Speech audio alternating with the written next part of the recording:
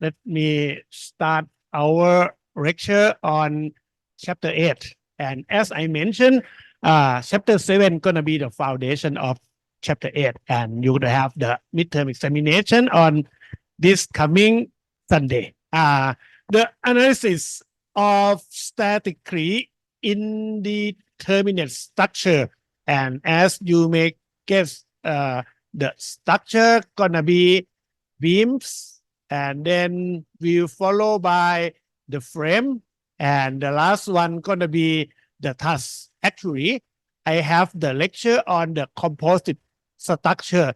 That's gonna be the combination of the beam and the pilot. And this one, I will allow you for self-study. It's going to be extra topic. Then, what's going to be the learning objective? First, we are going to talking about the advantage and the disadvantage of two types of important structure.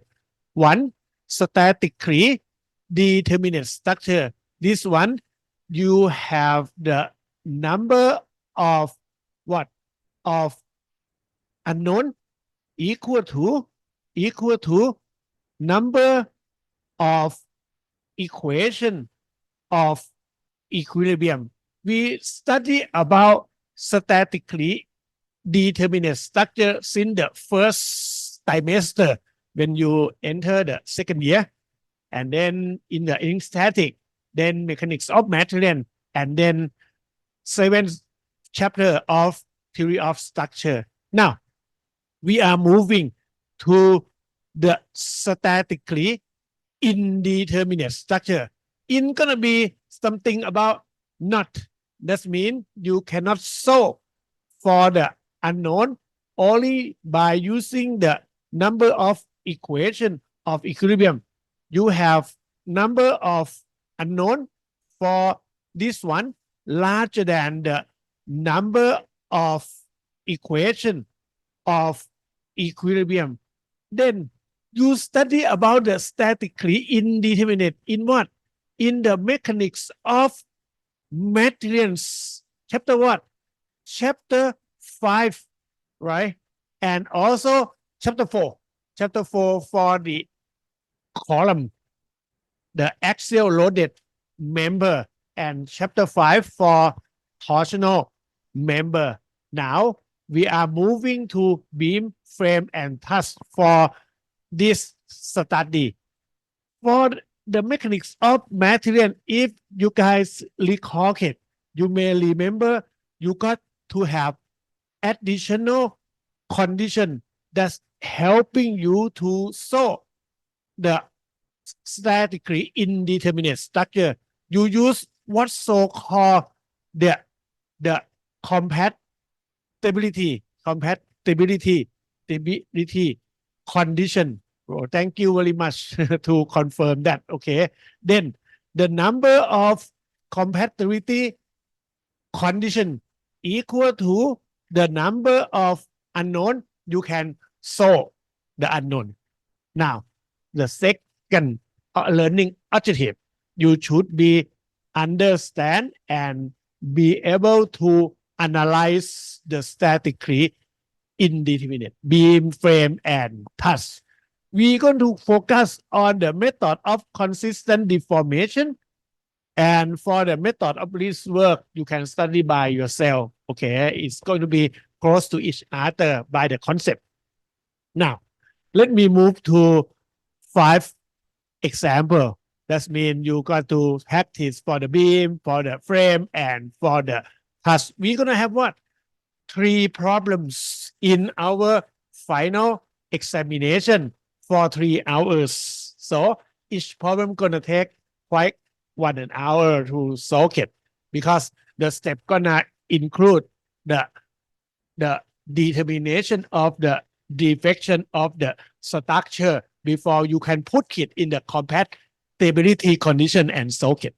Let me take you to your senior work. Okay, many years ago, one group of your senior used SketchUp 3D modeling this structure.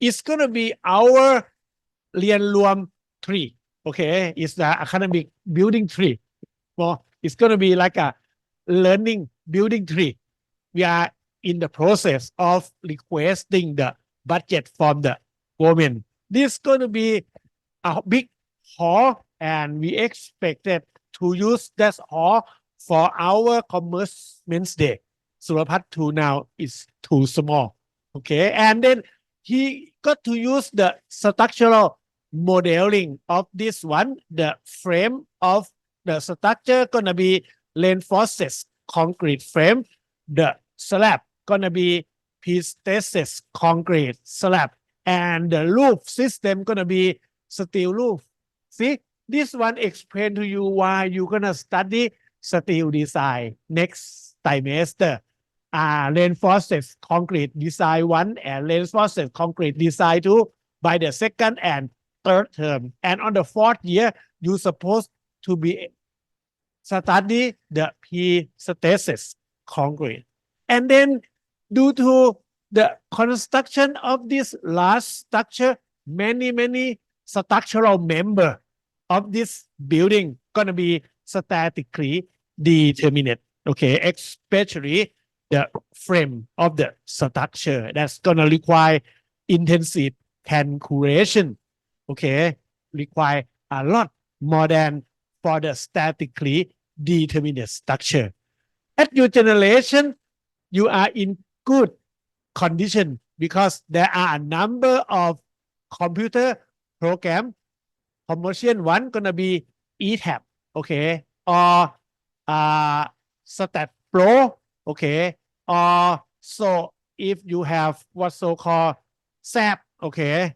that's gonna be very expensive computer program you can download it for student edition for higher okay and for the free ones such as what we have it's gonna be SUT structure when you use SUT structure to analyze the structure you're gonna have application to design the member of the structure อาจารย์มงคล he also developed the reinforced concrete application and steel design also and for this one however in the past very old days such as me civil engineer must simplify the complex structure to be one that can be analyzed manually that's going to be in the form of statically determinate structure and we use what's so called the approximate analysis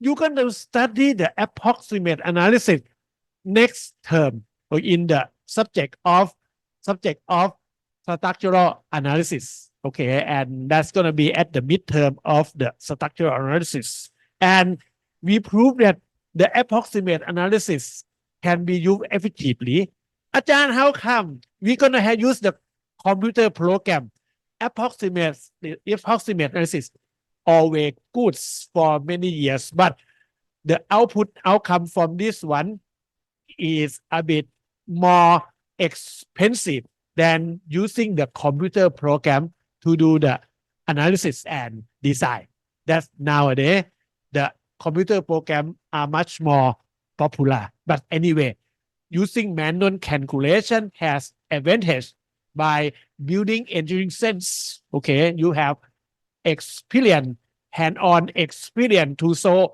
the problem you can see how the structure different and by using that engineering sense you can check the result from the computer don't forget you input junk into the computer gonna produce junk for you okay you're gonna have a method to check the result that's called engineering sense this one also modeling by your senior and I just ask you within next year you should be able to do this structural modeling so start from now on if you have time download the student edition for any program and trying to do it Autodesk have that registration for student now what's going to be statically indeterminate อาจารย์ชุด said it's going to be structure that's going to be in equilibrium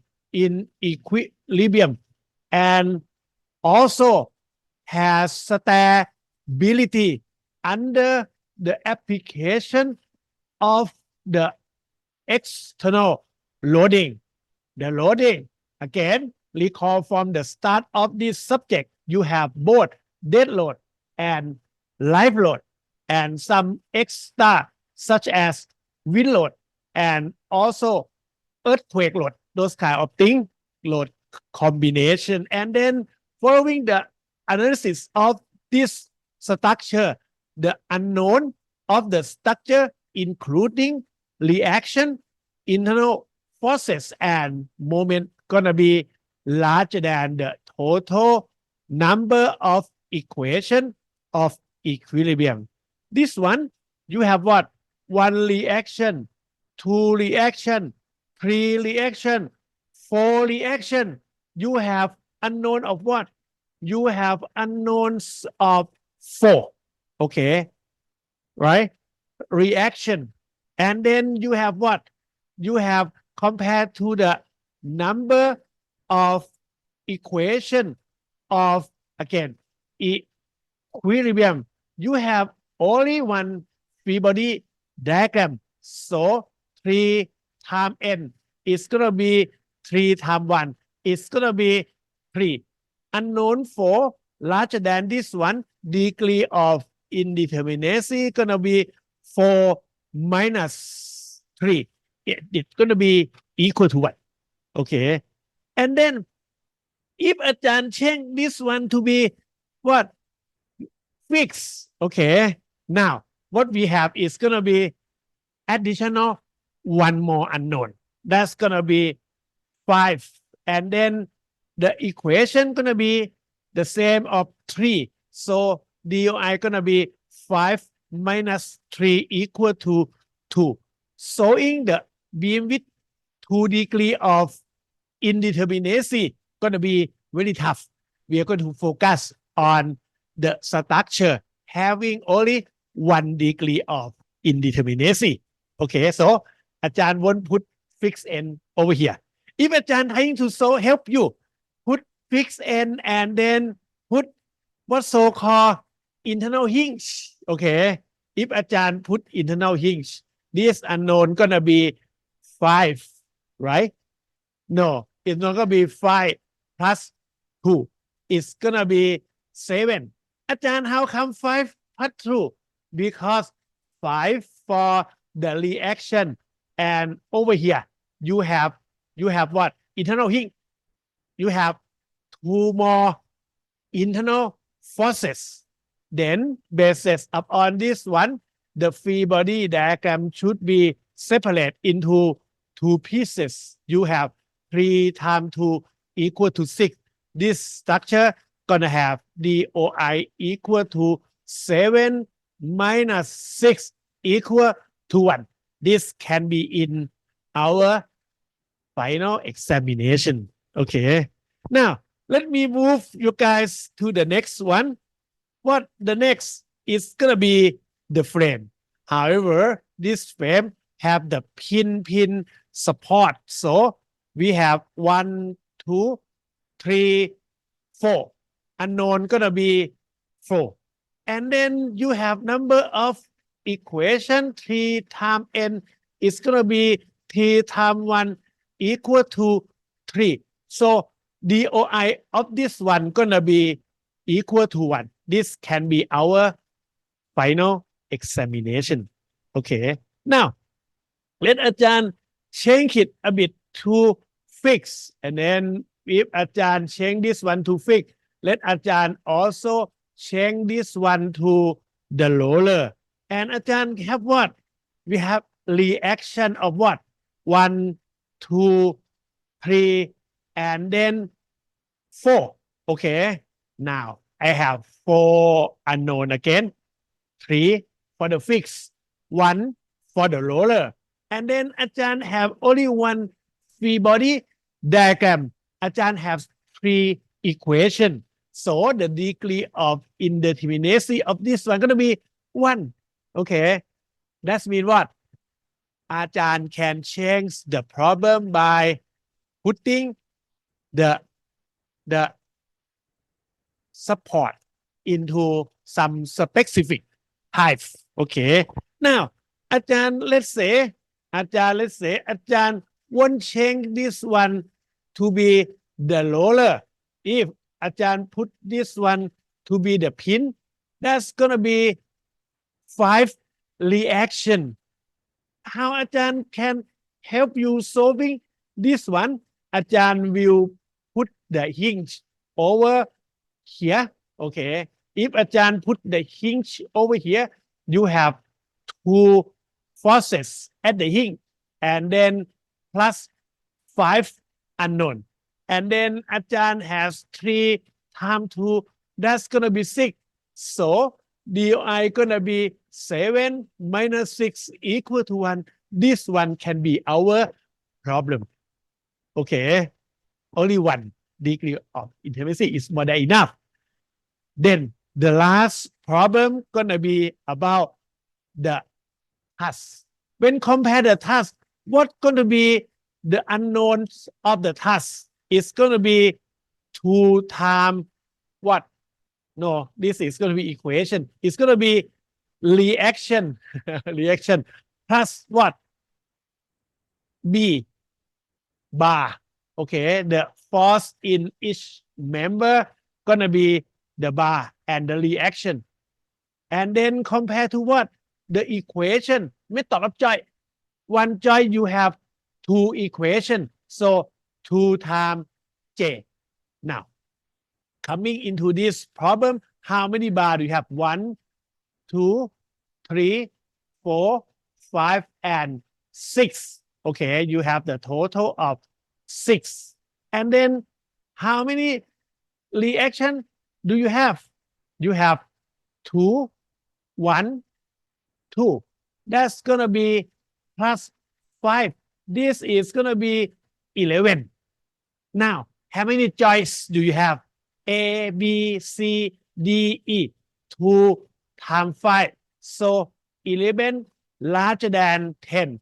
Degree of indeterminacy gonna be 11 minus 10 equal to 1. Okay. So you guys should be able to solve these problems.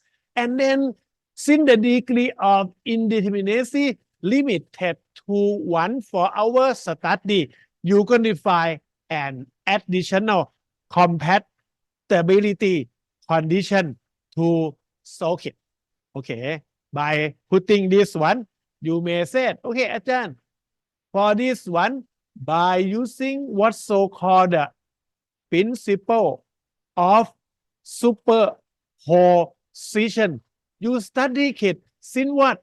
Since mechanics of materials. Okay. And then there are 2 assumptions. The behavior gonna be linear, elastic, and then it's gonna be small deformation. You going to separate this beam into 2 beams. One is gonna be the beam with the support of what? Let me illustrate this one. Support of pin, roller, pin, roller, and pin. So you separate this one into one of the beam. Okay. And then plus another beam. Another beam. The concept gonna be separate the structure into 2 simple structure as we study in mechanics of material. And then before that, you got to select what's so-called the redundant. What gonna be the redundant force? The extra force. You have 1, 2, 3, 4. Okay. C sub x should not be the redundant force because the summation of x sub x now equal to 0. It is okay. Okay. So there are 3 more. A sub y, B sub y, and C sub y. If you select B sub y, okay, if you select B sub y as the redundant, you got to take the support at B out, okay, and then the beam change to simple support. This is gonna be the roller. This is gonna be the pin. This is gonna be the pin. This is gonna be the roller. And then the first one, you just put the given load apply to the structure 16 kilonewton. This one, we call it primary beam. Okay, we call it primary beam. It's going to be the beam that can be analyzed by chapter 7 under the application of the force. This beam will have this kind of deformation, and then you got to take the redundant force B sub y and apply it over here. This gonna be B sub y. Since B sub y is unknown, okay, it is not good to use it. You cannot compute it. So you got to assume this one to be 1.0, okay, and then the structure will have this kind of deformation. Wrong over here. Actually, I didn't interested at point D. I should say I interested at this point. Delta sub B. Delta sub B. Okay, and then over here, something wrong of this explanation. By putting B sub y equal to 1, B sub y equal to 1, you got to understand this one have the deflection at point B due to the force applied at point B. Now, if this one is not point 1, but it's going to be B sub y, you only time B sub y to this one. Then the compatibility condition at support B, okay, at support B, gonna be what? By the action of the force, this one have delta sub B. So that one is positive. Delta sub B plus this one, plus this one. F sub B and B sub y. And then this is gonna be equal to this one. We don't have deflection at B, right? We don't have settlement. Okay. We don't have any change this one. So put it to be 0. Oh,อาจารย์ put this thing wrong again. This gonna be negative. Okay. Because the direction of delta sub B is downward. But this one, F sub B sub y is upward. So finally, you have B sub y equal to delta sub B divided by F sub BB. That means what? You got to determine the deflection of the beam, both delta sub BB and F sub BB. Now, going back to our chapter 7. That's why Ajahn said it is important to determine the deformation of the beam. We have many methods, such as double integration, okay, method of superposition. We have what? Conjugate beam.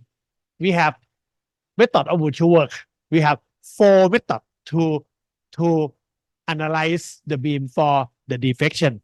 And Ajahn help you. Okay, we're going to focus on method of superposition to determine the deflection. And then after you know B sub y, you can calculate for A sub y. And then also C sub y.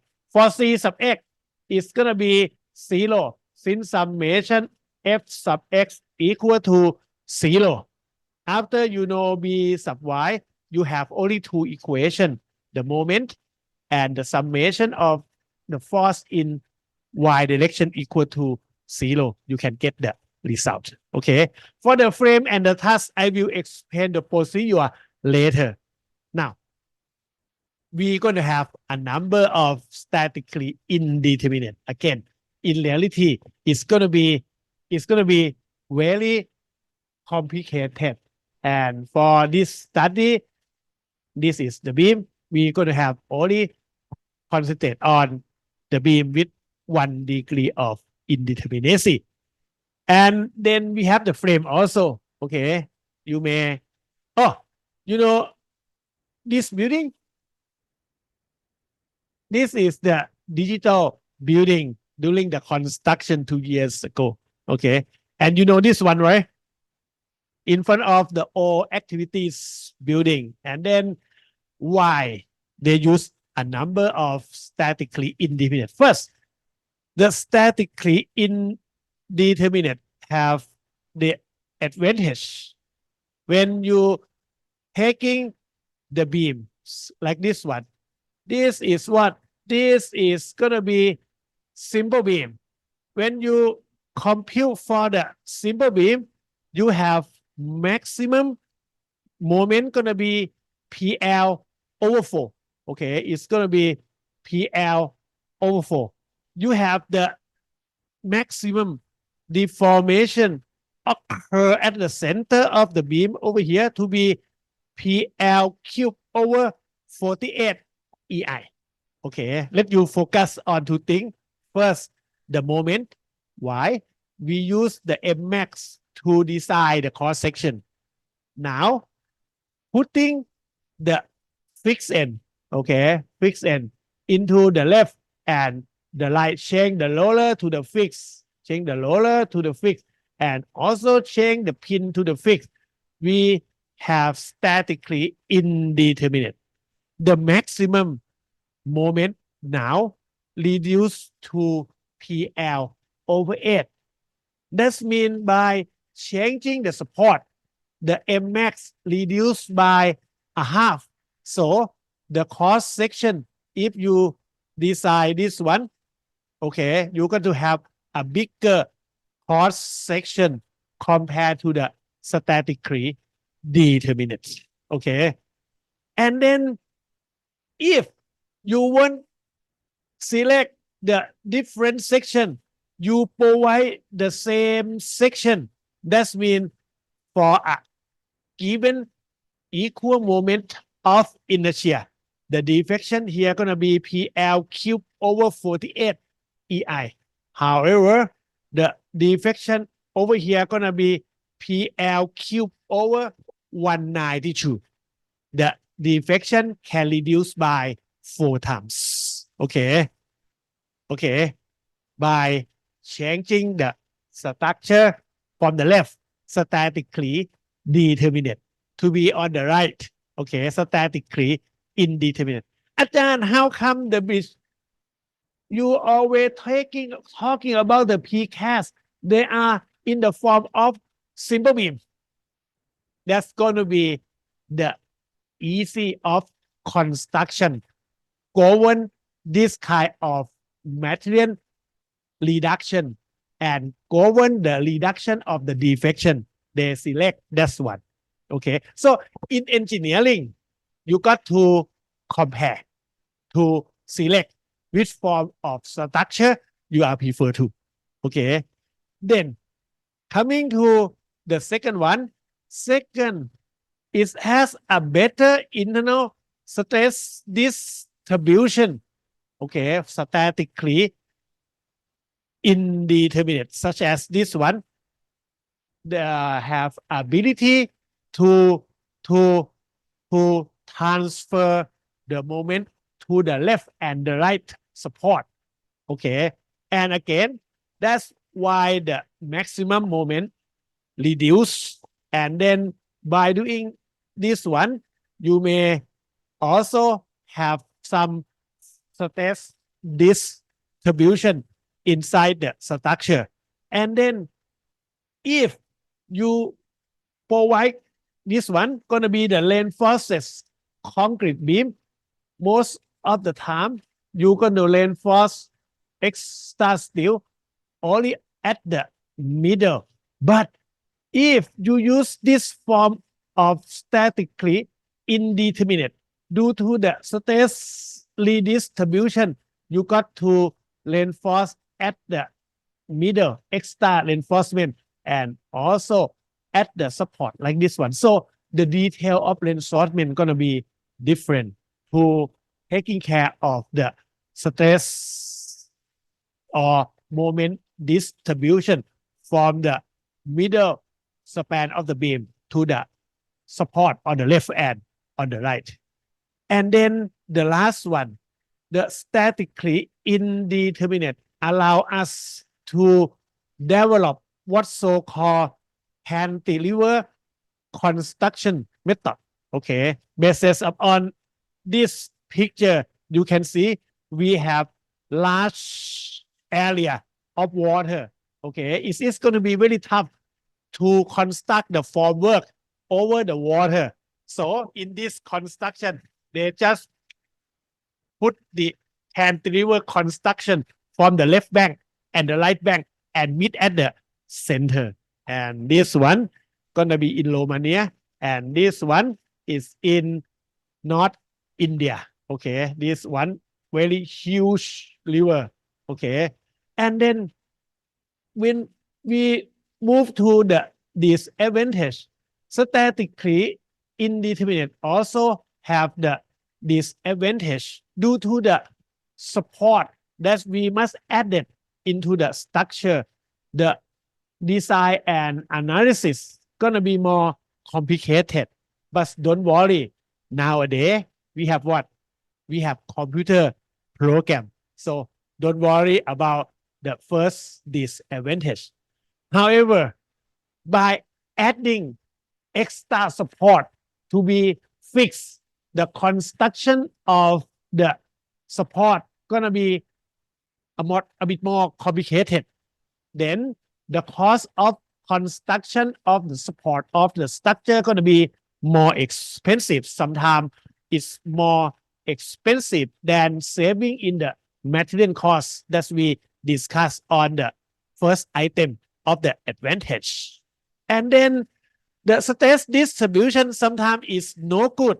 Thinking about you have a fix on the left and on the right of the beam. And for somehow the structure have what so-called settlement. You know about what so-called settlement of the foundation. Then let's say if this one move from here to here due to weak support, then from the member like this one, you can see the member gonna have this kind of deformation. Then we gonna have this kind of deformation, and then it may cause crack, okay, in this region. That's gonna be bad. Yes, it's gonna be bad for statically indeterminate. You may have the problem about the settlement, differential settlement of the foundation, temperature change, fabrication error. However, following these three pictures, they are statically determinate structure. So settlement didn't make any change or any bend in the structure. This simple beam, right? When it's settlement, it's still straight beam. Okay, no curve. Unlike this one, when the settlement occur, your structure curve. Okay, that can have crack due to the bending of the structure. And this show you guys the crack that occur due to the problem of the differential settlement of the foundation of the structure. And we got to repair it. How to repair it? Okay, we may use what so-called the micro piling system. We just bore a hole drilling through the foundation, and then we use the steel pipe. Okay, use the hydraulic jack the steel pipe into the soil at a given expected loading, and then we just cast the concrete again. Now you may adjust the level of the structure again by using this kind of hydraulic jack. We just fix the academic building one hard concrete, and we spend nearly 20 million baht, only 1/5 of the building. That means if you fix all the building, that's gonna cost about 100 million baht to solve it. This is another challenging problem for the modern engineer, modern civil engineer like you guys. Okay, like I said, the problem of different settlement, we gonna have a lot concrete for sure in the near coming future. Even my dad home, we put a pie, but the pie is too short. Okay, the pie for the parking garage have only 10 meter. The pie for the building 22 meter. After using the building, the house for 10 years, the differential settlement occurred. We got to take the parking garage out and then using the ball pie to the 20 meter level and then build the parking garage again. That's cost him like a $500,000 baht to solve it. Okay. And then the stress reversal. Okay. Since the connection of the statically determinate beam, when the beam subjected to the force on the left, the deflection gonna be like this one. And then for this one, you got to reinforce mainly extra steel on the middle of the bottom and middle at the top. When the load 10 kilonewton change to the right, now you got to use this kind of reinforcement. So for this one, when you combine together, you got to put the extra reinforcement at the top and the bottom of the beam on both span. Okay. And then coming to method of analysis, we have two types of method of analysis. Okay. And for this one, if you guys remember, you should be able to analyze for the force occur in the cable. Let the weight over here to be 100 Newton. Then you have a force in the cable. You have the force in the cable. You use summation F sub X equal to 0. Summation F sub Y equal to 0. You cancel for T sub AB and T sub AD. Okay, T sub AD easily. But for the bottom picture, you cannot, because on the bottom picture, you have three forces, T sub AD, T sub AC, and T sub AB. The unknown gonna be larger than the equilibrium of the joint A. You got to have the compatibility condition to solve it. Okay. Now, you got to have compatibility condition to solve it. And recall again, the compatibility condition gonna be related to the deformation. So you got to have the force displacement relationship also to solve this kind of problem. Let me take you to this problem. Okay. This problem is a column subject to the force P and have the fixed at A and fixed at B. Okay. And then there is no horizontal force. So the horizontal reaction gonna be 0. And all the forces, the reaction F sub A, the reaction F sub B, and the force P align it in the vertical. So the moment over here gonna be 0 and moment over here gonna be 0. The summation of x sub x equal to 0 automatically correct. The summation of the moment about A or about B is 0 gonna be correct. You have only one more equation of equilibrium. Summation of f sub y equal to 0 f sub A plus f sub B minus P equal to 0. You have only one equilibrium of equation and you have two unknowns reactions f sub A and f sub B. You got to have the compatibility condition basis upon the force P. The length L won't change because the support are fixes. Okay. However, if you cut this portion and then you consider it, this force gonna be F sub A, and then it's gonna have internal force here. And also, if you cut the member over here, F sub B gonna cause this internal forces. This is what? This is gonna be the tension. This is gonna be in the compression.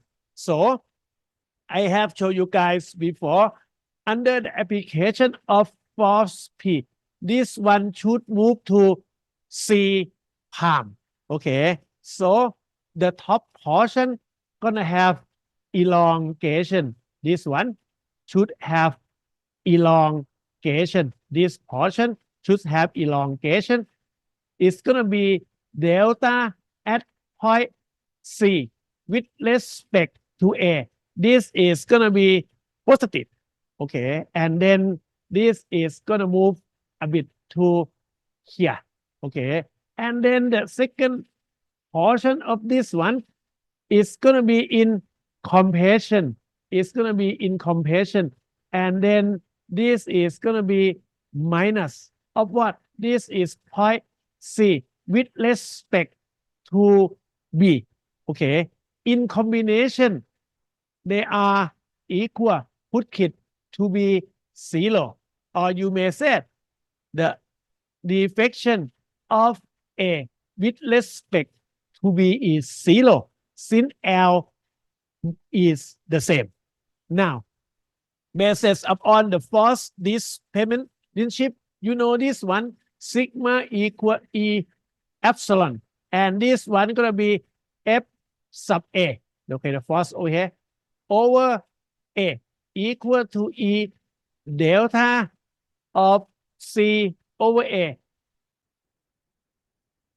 F sub A E and N divided by L sub A C L sub A C. Okay, and then you can compute for the deformation, the green one over here, and the light blue one over here. The light blue gonna be in the negative, and the green is gonna be in the positive. And then solving it, you have two equations. This is equation 1. This is equation 2. Solve it, you get F sub A and F sub B. Okay, and then the other thing you can analyze for the stress, for the deformation, those kind of things. And then this called displacement deformation. Okay, now you're going to study another one. In this subject, we're going to move to the study of the force method. Okay, from the previous one, we use the displacement as the unknown. Okay, but for this one, we got to use the force as the unknown. We separate the structure into two types. Okay, one, just take the support B out. Remember my beam? I take support B out from the previous one. The beam over here. Over here, over here, over here, over here. This one. Where is it? It's gone. The beam over here. How come? No, it's over here. It's over here. There. Remember this one? I take B sub Y as the redundant. So by the force method, you got to select the redundant. Previous one, this head method, you didn't select any redundant. Okay. Now, the first step, we got to select the redundant. What going to be the redundant? It's going to be F sub B. Okay, you select F sub B as the redundant. Let me take this one. The reaction F sub B as the redundant. And again, you got to use the principle of superposition. Separate the beam into separate the structure into two pictures without the support at B. Okay. Now, this one gonna be primary member. Okay, I got to stop. This is gonna be primary member. And then let me stop it first. Someone helping me.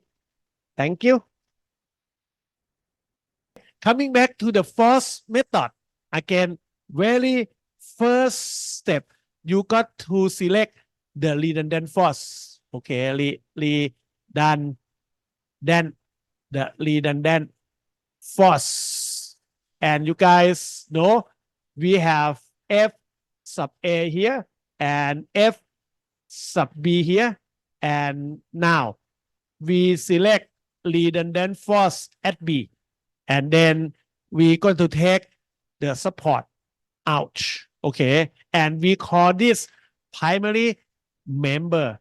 And then we're going to pass it by the same structure. And then you put this one for F sub B. Okay. This is going to be first step. Okay. Select the redundant force. Use the principle of superposition. Separate the structure into two structure by taking the reaction at F sub B. That means you remove the support at B. Okay, how come it's broken like this one? Let me erase it. This is not good. This is not good. Just take it. Okay. Support. At it's still occur. Okay, at B. Okay. That means the picture gonna be this one equal to this one plus this one. Then you got to consider the deformation. The second step, you consider the deformation of the structure. Okay, this one, let me call it structure. And then when you seek it, F sub B cause this end to move for delta due to the force P. Okay, this is going to be what? This is going to be elongation due to the force applied to this member. Then the force of F sub B cause the deformation delta sub B of the whole member. And you can see the deformation of the structure. You're going to write the compatibility condition based on the deformation. The compatibility condition going to be over here. We have the deformation of 0 equal to this deformation plus. Okay, and then this deformation up is going to be negative. Now, the third going to be force displacement relationship. Now, coming to the third step, you have this force displacement relationship before. So delta sub P cause this kind of positive, okay, deformation downward. This one downward, and this one gonna be upward, okay, and then you put them together, you solve for F sub B. After you get F sub B, you come to the equation of equilibrium. Now, this problem, the equation of equilibrium gonna be come later. Now, we come to the next step. This is step 4. For the equation of equilibrium, summation of F sub Y equal to 0, you can solve for F sub A. Okay, let me recall again in mechanics of materials. Okay, we solve this problem by displacement method. We start from what? Equation of equilibrium. Okay, and then we determine what? From the equation of equilibrium. Next, we consider the deformation. Let me take you over here. Okay, we consider the deformation, the compatibility condition, and then we use the force displacement relationship. So this one. For this one, we start by what gonna be the linear force. Separate the structure into 2 for this DOI equal to 1. And then the second step, we write the compatibility condition based on deformation. And then from the compatibility condition, we solve for the linear force. And then we use the equation of equilibrium for the last one. Now, in conclusion, force method, okay, we use the force as the unknown, and then we call this one redundant. We call this one is maybe force or moment whatsoever, okay, and then after this one, you use the principle of superposition, separate the structure into 2, and then you go to what? You go to write the compatibility condition, okay, and then you use the force displacement method, and the last one you use the equation of equilibrium. That's called force method. But displacement method, you're going to use the displacement, and you start with equation of equilibrium, okay, and then you write compatibility condition. That's going to be reverse to the force method, and then you use the force displacement relationship to solve the problem. The principle of superposition is very important for the force method, because after you select the redundant, you got to separate the structure into 2 for the OI equal to 1. And you got to understand about 2 things: the principle of superposition based on 2 assumptions, linear, elastic, and small deformation. And that's going to be the same as we use in our assumption in the analysis. Now, we got to take you back to chapter 12 of the mechanics of material. You should be able to use this deflection table. Okay, the deflection table start with the origin of the coordinate on the left, and this is gonna be positive x. Okay, and then you may draw the elastic curve of the beam. The function of the deflection gonna be in a form of continuous function, and then you have this one. And then for any given deflection equation, you got to concern about the length this one can use. It only can use from 0 to L over 2 for this problem. And don't worry, due to the symmetry of this one, Okay, if you plot the deflection on the left, you can plot the deflection on the right. Okay, the second one gonna be this beam. The load over here is not at the middle, is going to act at A from the origin, and then it have another one over here to be the B. Now you have this equation that can be used only from 0 to A. Okay, and then for the third one, this is going to be the simple beam subjected to uniformly distributed load. Again, this is symmetry such as this one. And then the deflection equation can be used from 0 up until L. Okay.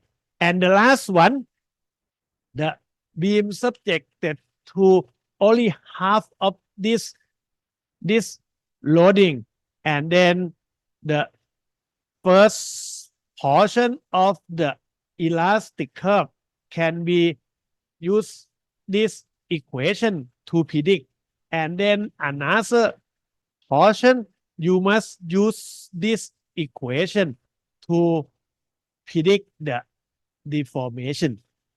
You have the deflection table in our first problem, and then there are two types of the problem.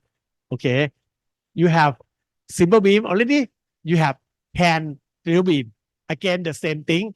You got to know for this beam, the deflection equation can be used from 0 up until L.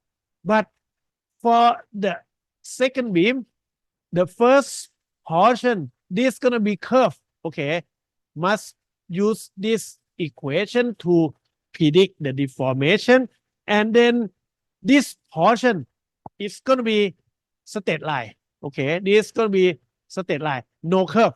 Okay, just straight line. This is going to be separated into the second portion. So the equation must be used. This equation must be used to predict the deformation, and also to the equation can use from 0 to L. Okay, now we have the method.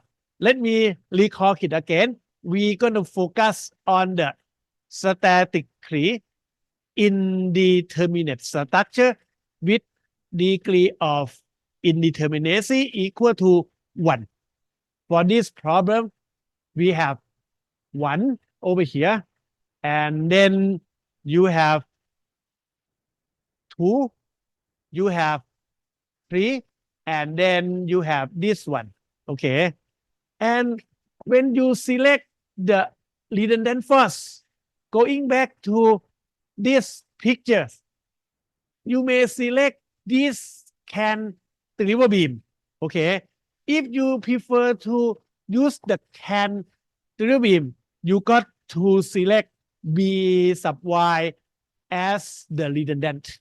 You got to select if you prefer to use the deflection table. Okay, but if not, it's up to you. Then after you select the redundant as B sub Y, the beam will transform for the first picture to the second picture. They are in equivalent. I said they are in equivalent. This is going to be in equivalent. In equivalent.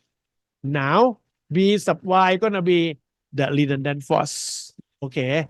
And again, since they are in equivalent, take this one out. And you got to use the principle of superposition, I said. And then actually you got to use principle of superposition and consider the deformation of the beams. Consider the deformation of the beams, two beams. Okay. And then you use your knowledge. This one should be curved. Okay, should be curved. And this one gonna be a straight line. Okay, a straight line. Okay. And then this gonna have what? Downward delta sub B. And for the second one, it's gonna have this kind of deformation. Take your ruler and fix it over here. And since you don't have B sub Y, you don't know it. You got to assume it to be 1. Okay. When you assume it to be 1, the deflection over here gonna be F sub B B. Okay. F sub B B B. If you time it by the B sub Y, that's going to be the total deflection due to B sub Y, right? So after put this one, call this delta palm sub BB. Delta palm sub BB upward, negative. Okay, delta B downward, delta B gonna be positive. Now, going back to the table. Okay. If Ajahn provide you with the table, you select which one? You select this one. Okay. And then you got to use this equation at x equal to L. Okay. To determine delta sub B. Okay. Then you select another pictures of this one. Then the force here is downward. Don't worry. The magnitude gonna be the same, but the direction only change. You use x equal to L. Okay, so basis on this one, you can determine the deflection, and then put delta sub B over here, F sub BB over here, you got B sub Y. So when you get B sub Y equal to something, you can solve for the reaction. Okay. So coming over here, just take B sub Y as the redundant and then use the principle of superposition, separate the beam into two beams. Okay. And then consider the deformation. We have delta sub B and F sub BB. You can determine them. And then you have B sub Y. Now, take it to the deflection table. Okay. For the first one, you take which equation? You take this equation and then put x equal to L. Okay. When you put x equal to L, this one gonna be 3L minus L over 2. You will get 6L minus L over 2. That's gonna be 5L over 2. So you have minus P divided by 24 EI. And then this is L square times 5L over 2. Okay. 2 times 24 gonna be 48. 5 gonna be over here. And PL cube. Okay. That's correct. Right? And then the second one over here, you take this one to be L. Okay, take this one to be L. And this one gonna change TL minus L is gonna be 2L. And this one gonna change to L. You have P2,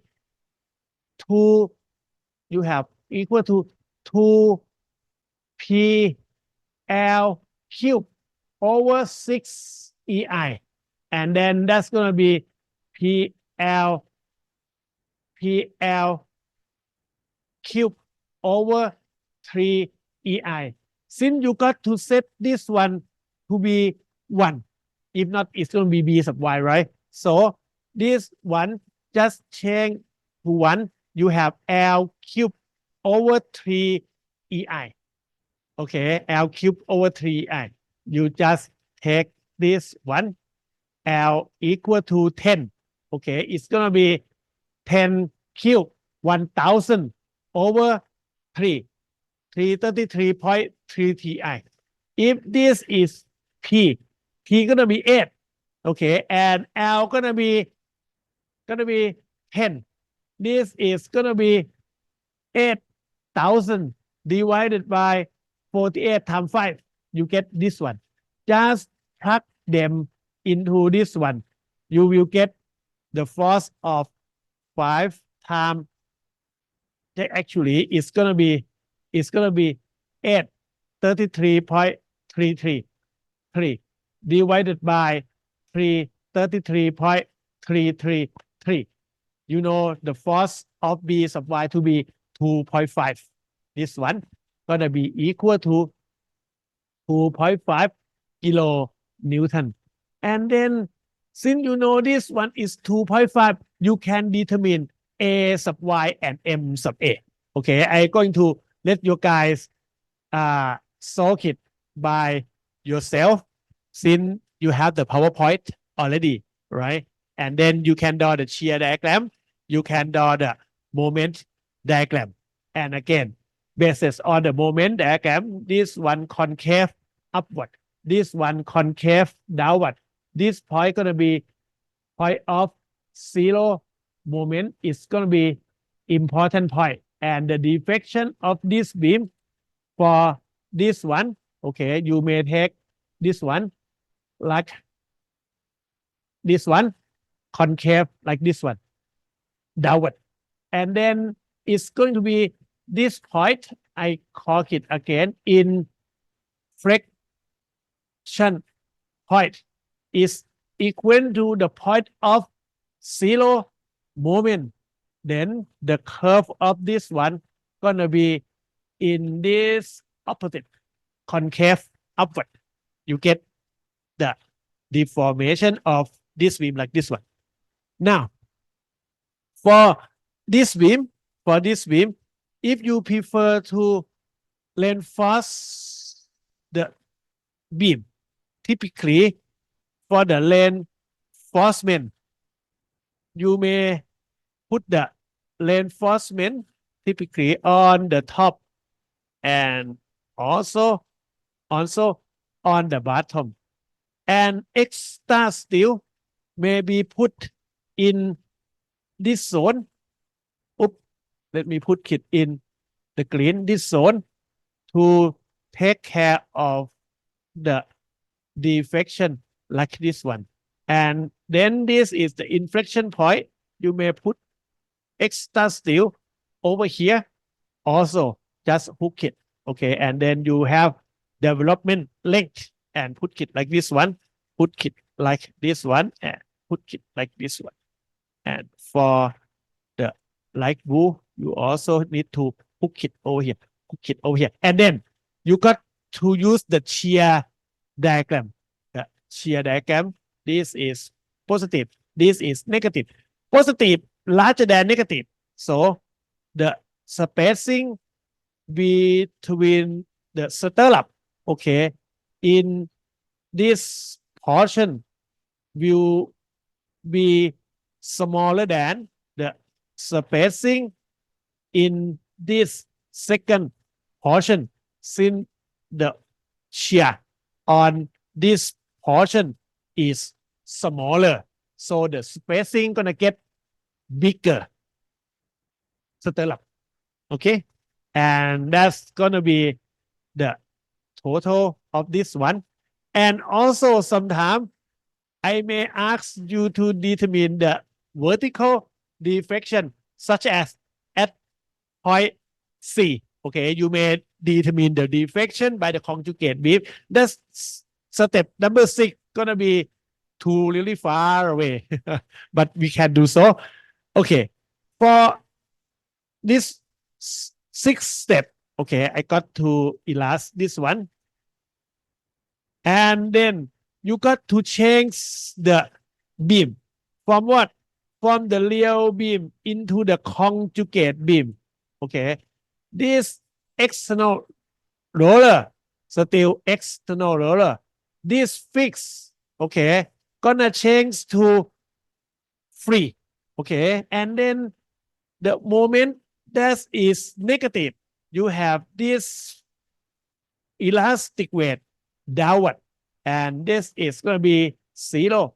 For this positive, you have elastic weight upward. Okay, you're looking for the vertical deflection at point C. So you may cut, okay, at this point. This is going to be what you are looking for.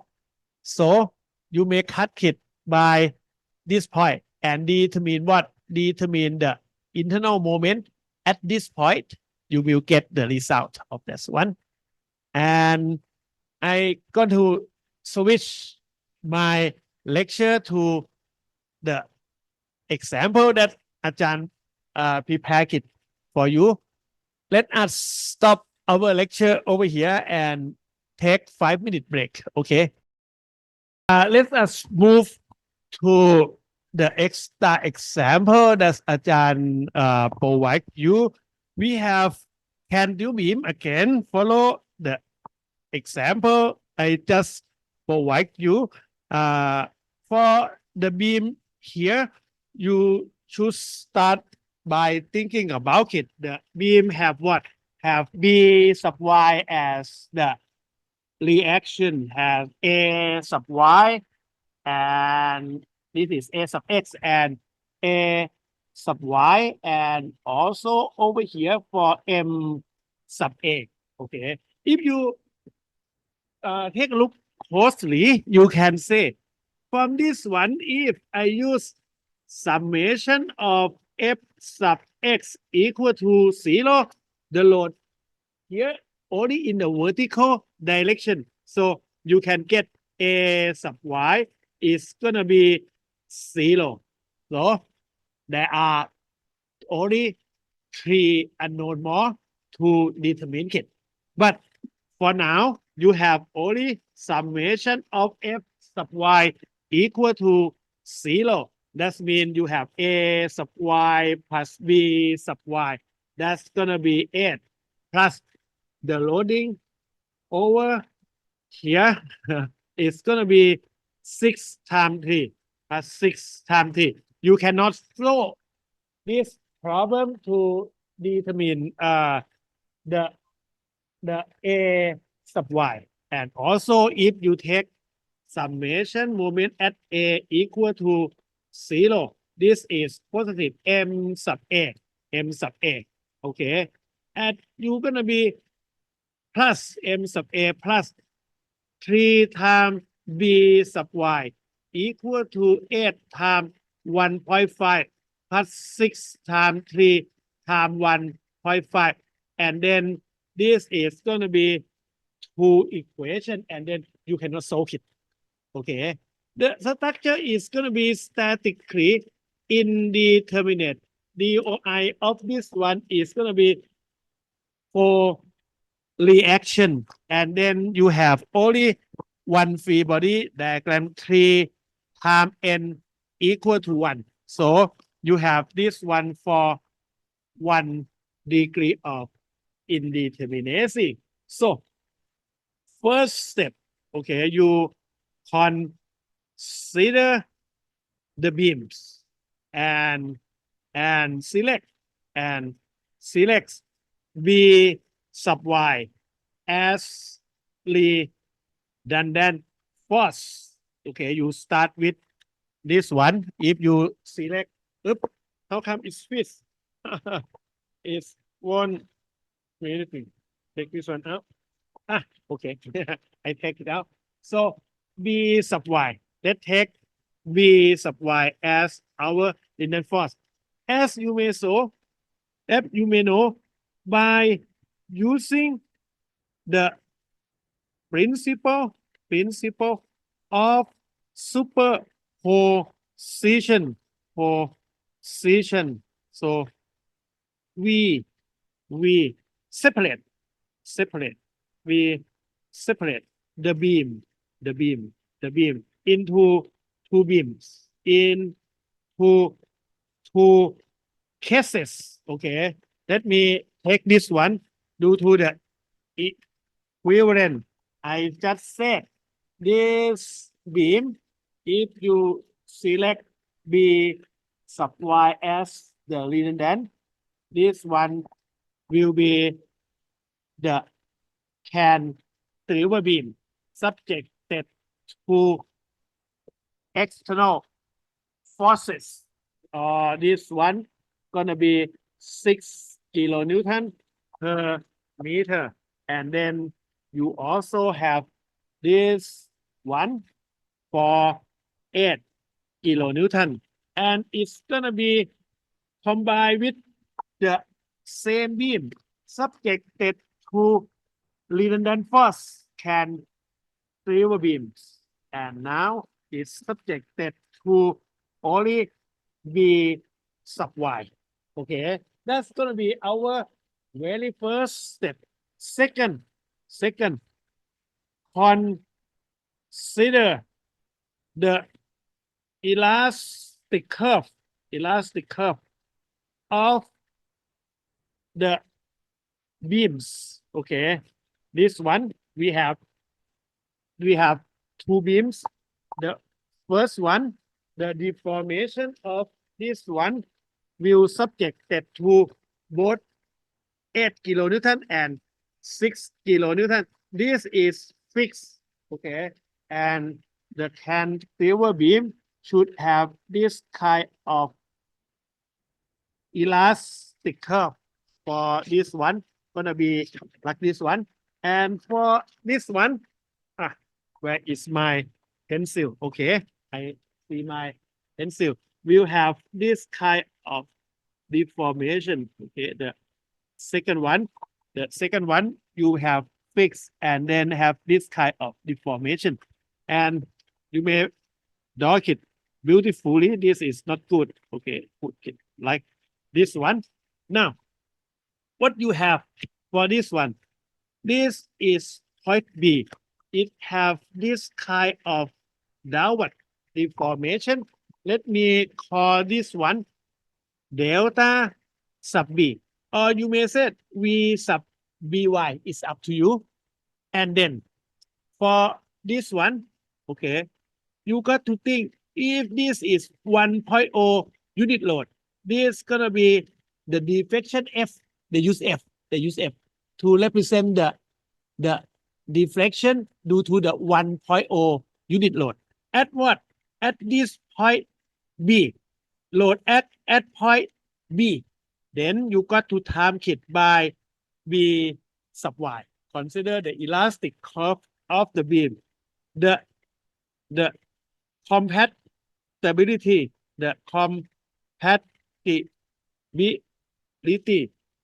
at B is, you can see the first one over here, 0. And then downward is positive. It's gonna be equal to this one, delta sub B downward. And this one is upward, minus F sub BB times B sub Y. And finally, you will get B sub Y equal to F delta sub B divided by F sub BB. And Ajahn will ask you to write this compatibility equation. Please write it with a proper notation. Okay, proper notation. Then coming to the table over here, you got to determine delta sub B. Okay, delta sub B gonna be the deflection due to this load and that's gonna be what? 6 kilonewton per meter. The length over here gonna be 3 meter. You got to determine it at point B. Okay. When x equal to L. When x equal to L. So based upon this one, you will have this one to be W, W, and then x equal to L, L square divided by 24 EI. And then this is going to be L square minus 4L times L, 4L square, and then plus 6L square. That is going to be 4L. That's 7 minus 4L square. This is going to be 3L square. You have this one, 3W, and then L power 4, 3L, L power 4, divided by, this is going to be what? L square, 6L, L, 6, 7 minus 4 is going to be 3, okay? 3WL square divided by 24, okay? And then 24 what? 24 EI, EI. And then this one you should get to be WL power 4 divided by 8 EI. Okay, that's it's going to be our first one. Second one, this is going to be the load P, and this is going to be 8 kilonewton, 8 kilonewton. And then what we have is the deflection going to be over point B when x equal to L. And you got to use this equation, and it's going to be equal to, don't worry about the sign. We know it downward. PL square over 24 EI. And then under it, it's going to be 3L minus L over 2. Okay. And following this one, 3L minus L over 2 is going to be 3 minus 1/2. And going to be 6 minus 1 over 2. That is going to be 5 over 2. Okay, it's going to be 5L over 2. You have this one to be equal to PL square over 24 EI. 5L over 2. And it's going to be PL cubed. And this is 5 divided by 48 EI. Okay. Then combine them together. That's going to be delta sub B, right? Delta sub B over here. Going to be combination of this one. And then for the F sub BB, you only reverse. Okay, if you reverse this one going to be in this direction. It's going to be the same, but different in upward and downward direction. So this is going to be x equal to L. This is going to be PL square over 6 EI times TL minus L. This is going to be 2L. So 2PL cubed over 6 EI. That's PL cubed over 3 EI. That's going to be F sub BB. Okay, so you may move this one and then going to the next step, number 3. Next step, number 3. Okay, we determine delta sub B and F sub BB. Okay, And for F sub BB, F sub BB, F sub BB, P is equal to 1. So it's going to be 1 and L is going to be 3. So 3 cube and then divided by 3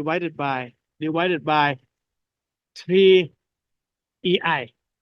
Then you got to have this one to be equal to 9 cut over EI. Okay, and that is going to be in upward direction. And delta sub B, this one is going to be WL therefore over 8 EI plus 5PL cube over 48 EI. So this is going to be 6. L is going to be 3 power 4 and then divided by 8 EI. And then plus this is 5 over 48 and this is 8. Okay, it's going to time 8 and L 3 power 3 and then divided by EI. Okay, if you combine them, this one is going to be 83.25 divided by EI and it's going to be downward. Okay, then the first step. Okay, determine B sub Y. Our B sub Y now is going to be equal to 83.25 over EI and then divided by 9 over EI. Or you may rewrite it. This is 83.25 over EI. And this is going to be 9 over EI. EI cut EI. Then you should get this one to be 9.25 kilonewton and it's going to be upward. Okay. Now, when you get this one going to be 9.25, you got to go back to the problem.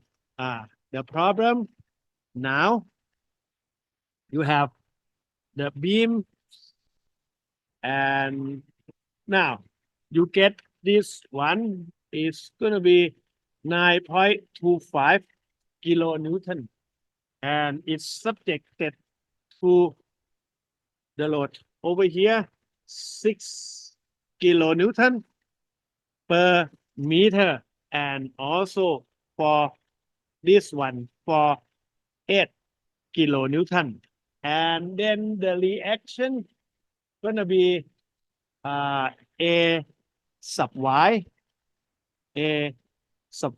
and this one is gonna be M sub A. Okay, and then we may have number 5 step.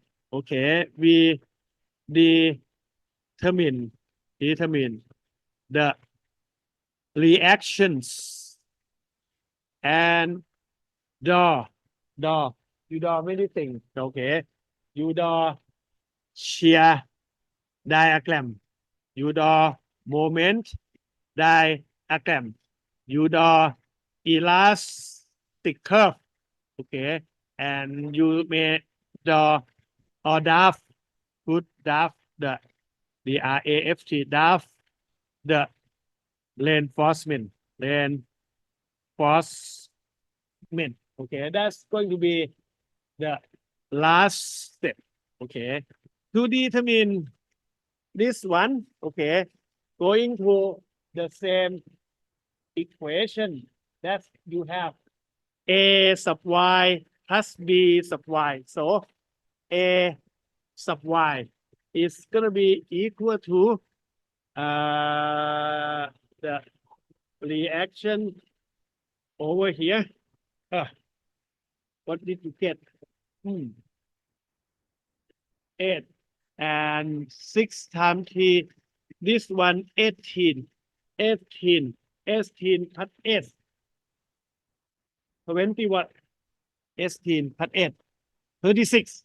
It's going to be 26 and then minus this one minus 9.25. You should get this one to be 16.75 kilonewton. Okay, this is for a sub y. And then for summation moment about a equal to 0, actually you have it on up over here already. Okay, this one to take the moment over here. Now m sub a is going to be how much? 11.25. Okay, m sub a is going to be 11.25 kilonewton meter. Okay, that's going to be our reaction. Now you got to zoom in to draw the shear diagram. And again, I should say to draw the shear diagram, put this one for x meter 0, 1.5, 3. And this is going to be V in kilonewton. And 16.75. You may say it should be like about 8 point something 9 millimeter. Take this one up 16.75. And then we have W over here. So slope dV by dx equal to -6 is supposed to be downward like this one. Okay, let me zoom in. This is going to be the V over here -16.75 equal to minus of this one -6 times 1.5, and you should get this one this -9 V is going to be -9 plus 16.75. You should get this one equal to 7.75 kilonewton, and it's going to be somewhere over here. And then half of this one, about 4 millimeter. 4 millimeter. And then you take put it right because constant slope. Okay. And then 8 kilonewton. Take this one down -8 downward plus 7.75. You should get this one to be -0.25. Very small here. Okay, very small here. And over here, you know, this is going to be upward. Okay, by half it's going to be 4.5, 4.7 something millimeter.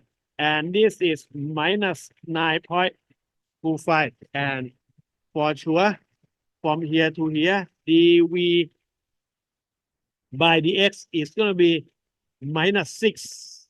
Okay, minus W. So you have this is going to be the slope. Okay, and shear diagram going to be something similar to this one.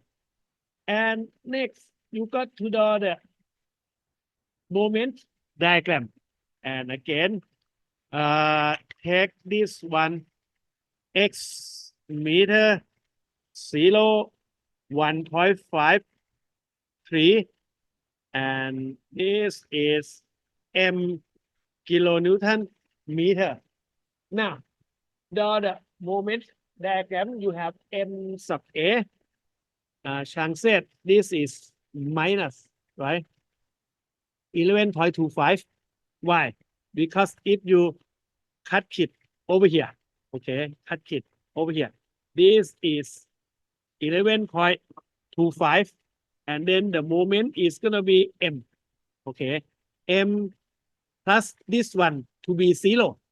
So this is going to be our minus 11.25 negative moment counterclockwise, okay, and that is going to be this one minus 11.25 and then you have 16.75 dm by dx positive 16.75 is going to be up, okay, and then up until here what's going to be the moment over here?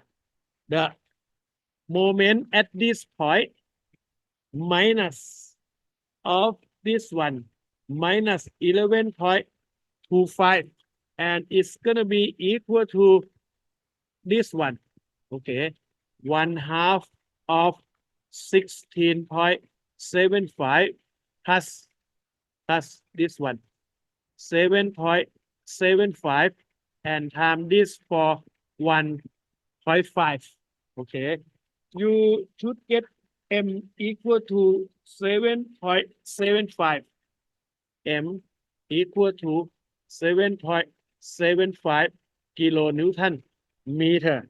That's going to be about 8 millimeter. Okay, this one. And the slope over here going to be what? This one, 7.75. The slope over here, dm by dx going to be plus 7.75.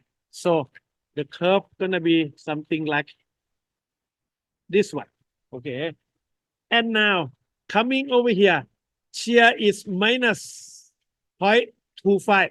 So over here, okay, dm by dx gonna be minus 0.25. And then for sure, over here, no external moment. This is 0. And shear here is minus.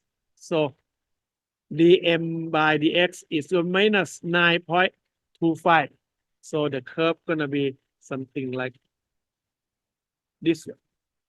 Something like this one. Now, you have this one is the point of 0 moment. And that is going to be elastic curve. Okay, so basis upon what we have over here, let me draw the elastic curve here under the application of the force, and this is the roller.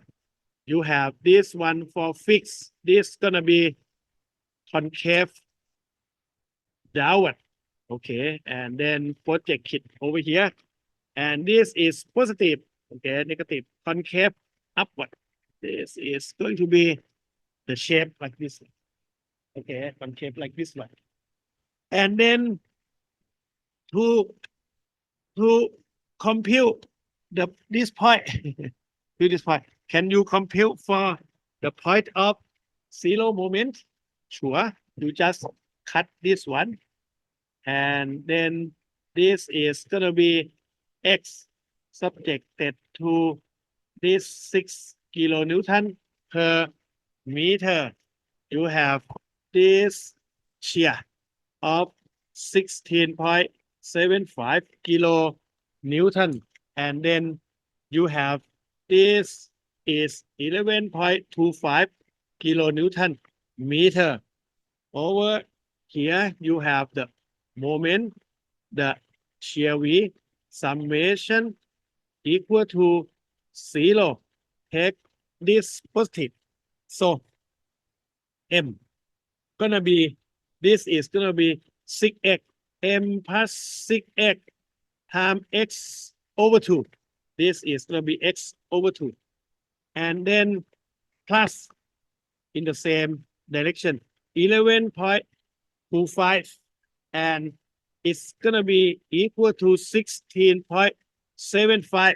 Take over here, times x, and this is 0. You may solve.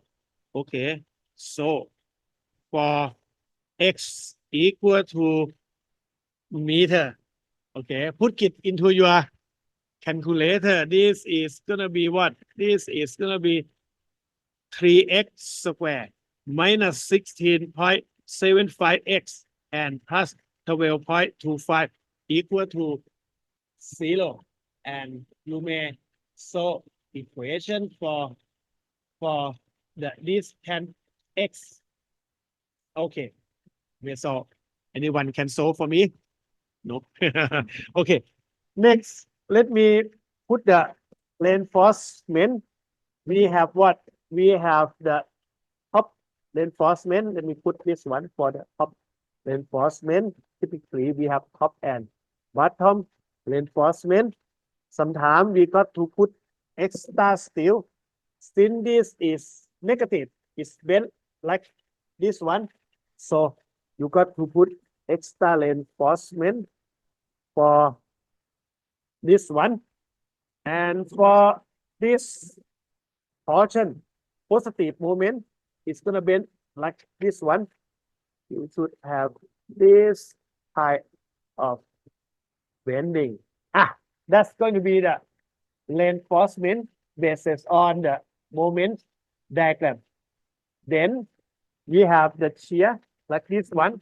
So on this portion, the shear going to be small.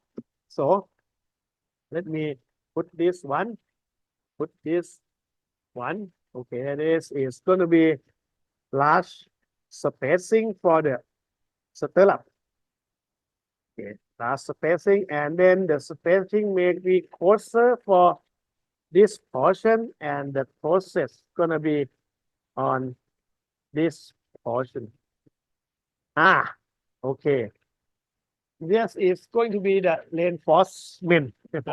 And then this problem going to be very tough if determined by the conjugate beam to determine the deflection. So let me show only this problem that Ajahn may ask you in our final examination. As I mentioned, you have 1 hour to solve the problem. So the problem gonna ask you many things for sure. Yes. Which one? Moment.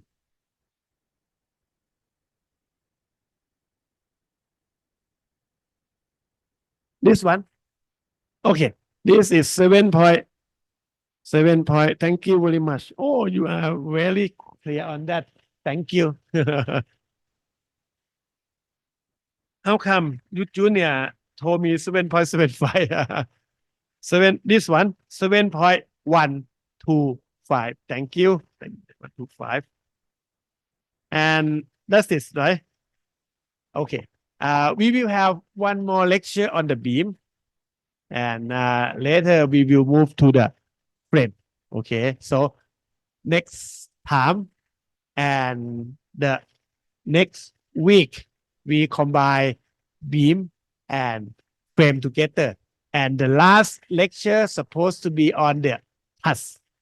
Okay. And I'm going to add 3 more extra example into this lecture.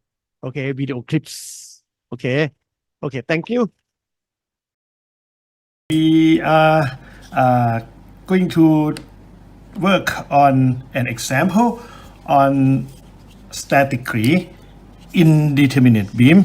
We're going to analyze this beam to determine its reactions at the spot. And we are going to use the method of consistent deformation to analyze this problem. And after we determine the shear diagram, after we determine the reaction, we're going to draw the shear diagram and moment diagram on scale. That means we're going to set up some specific scale on this. And after that, we are going to determine the vertical displacement at point D. Okay, and we also need to draw the elastic curve. And if this beam is the reinforced concrete beam, they're also asking us to sketch the placement of the steel main reinforcement. This kind of very complex problem, and the result from this analysis you will use it to design this beam. How this beam is statically indeterminate beam.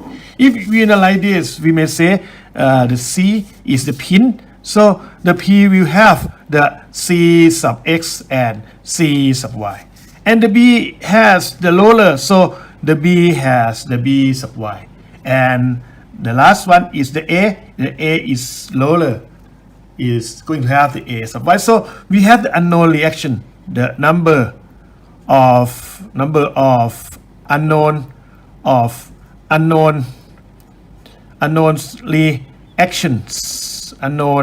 reaction equal to 4. And we have what? We have equation of equilibrium. We have number of equation of equilibrium equal to 3.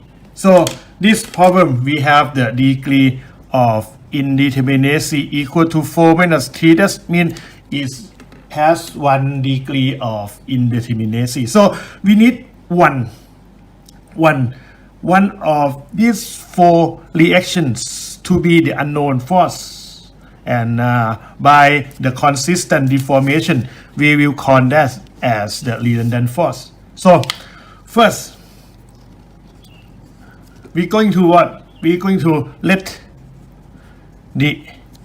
if we consider this, and we also consider what we have on this table is the deflection table.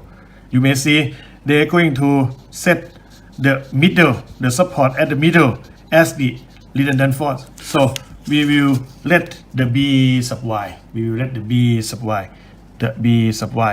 as the redundant force.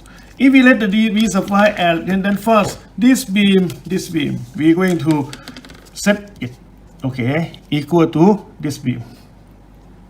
We may take this one as the redundant force. So that is the beam just change to the one that's going to have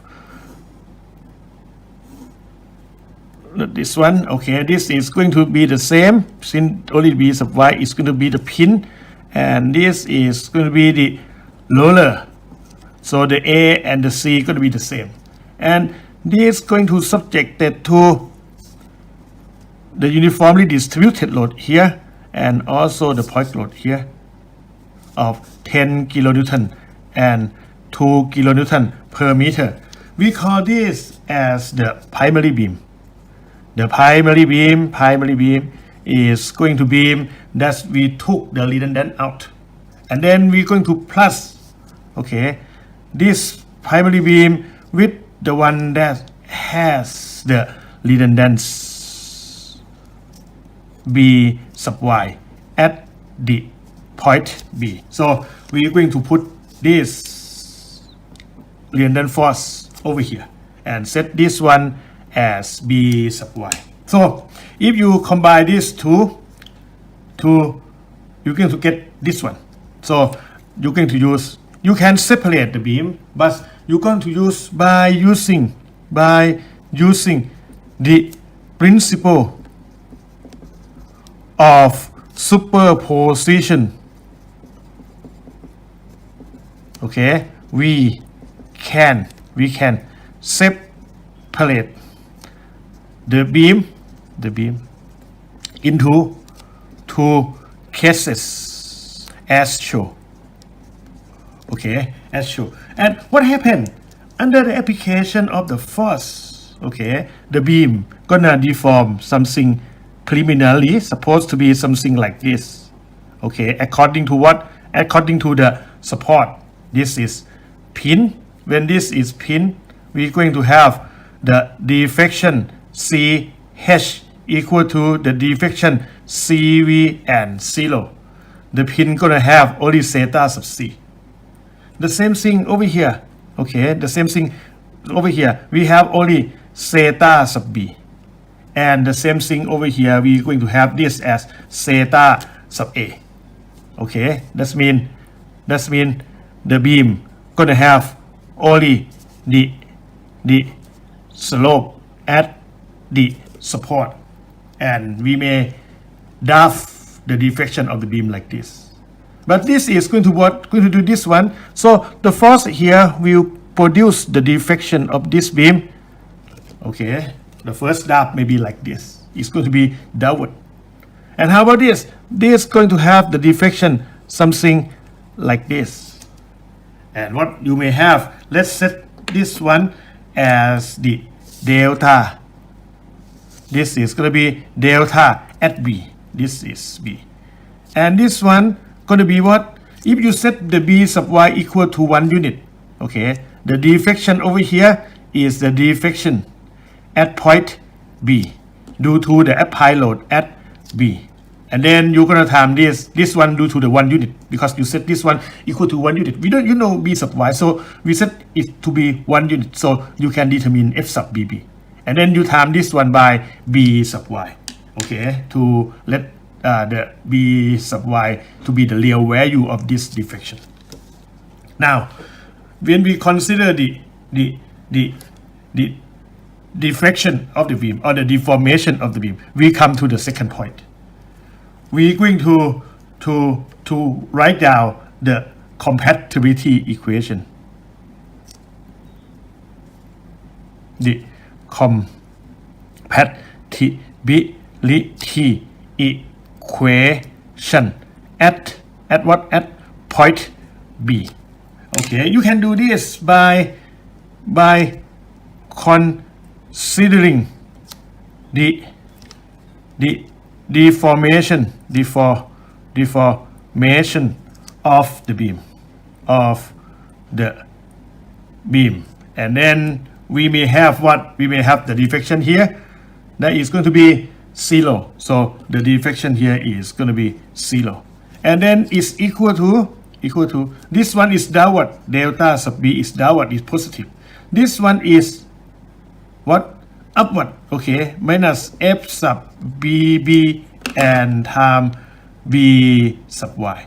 So this time you may get the B sub Y going to be delta sub B and divided by F sub BB. That means by the compatibility equation, if we determine the deflection of this beam and of this beam by setting B sub Y equal to 1 unit, you will determine the B sub Y. So the third step, we're going to determine the displacement or deflection. We determine the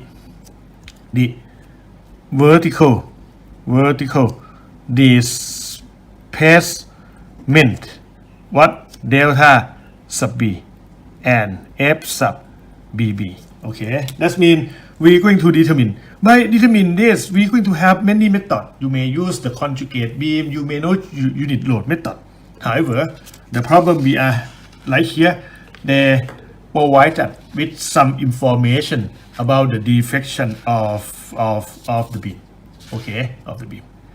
And if you can see, the deflection of this beam can be computed by using the what? The superposition method. So by using the superposition method,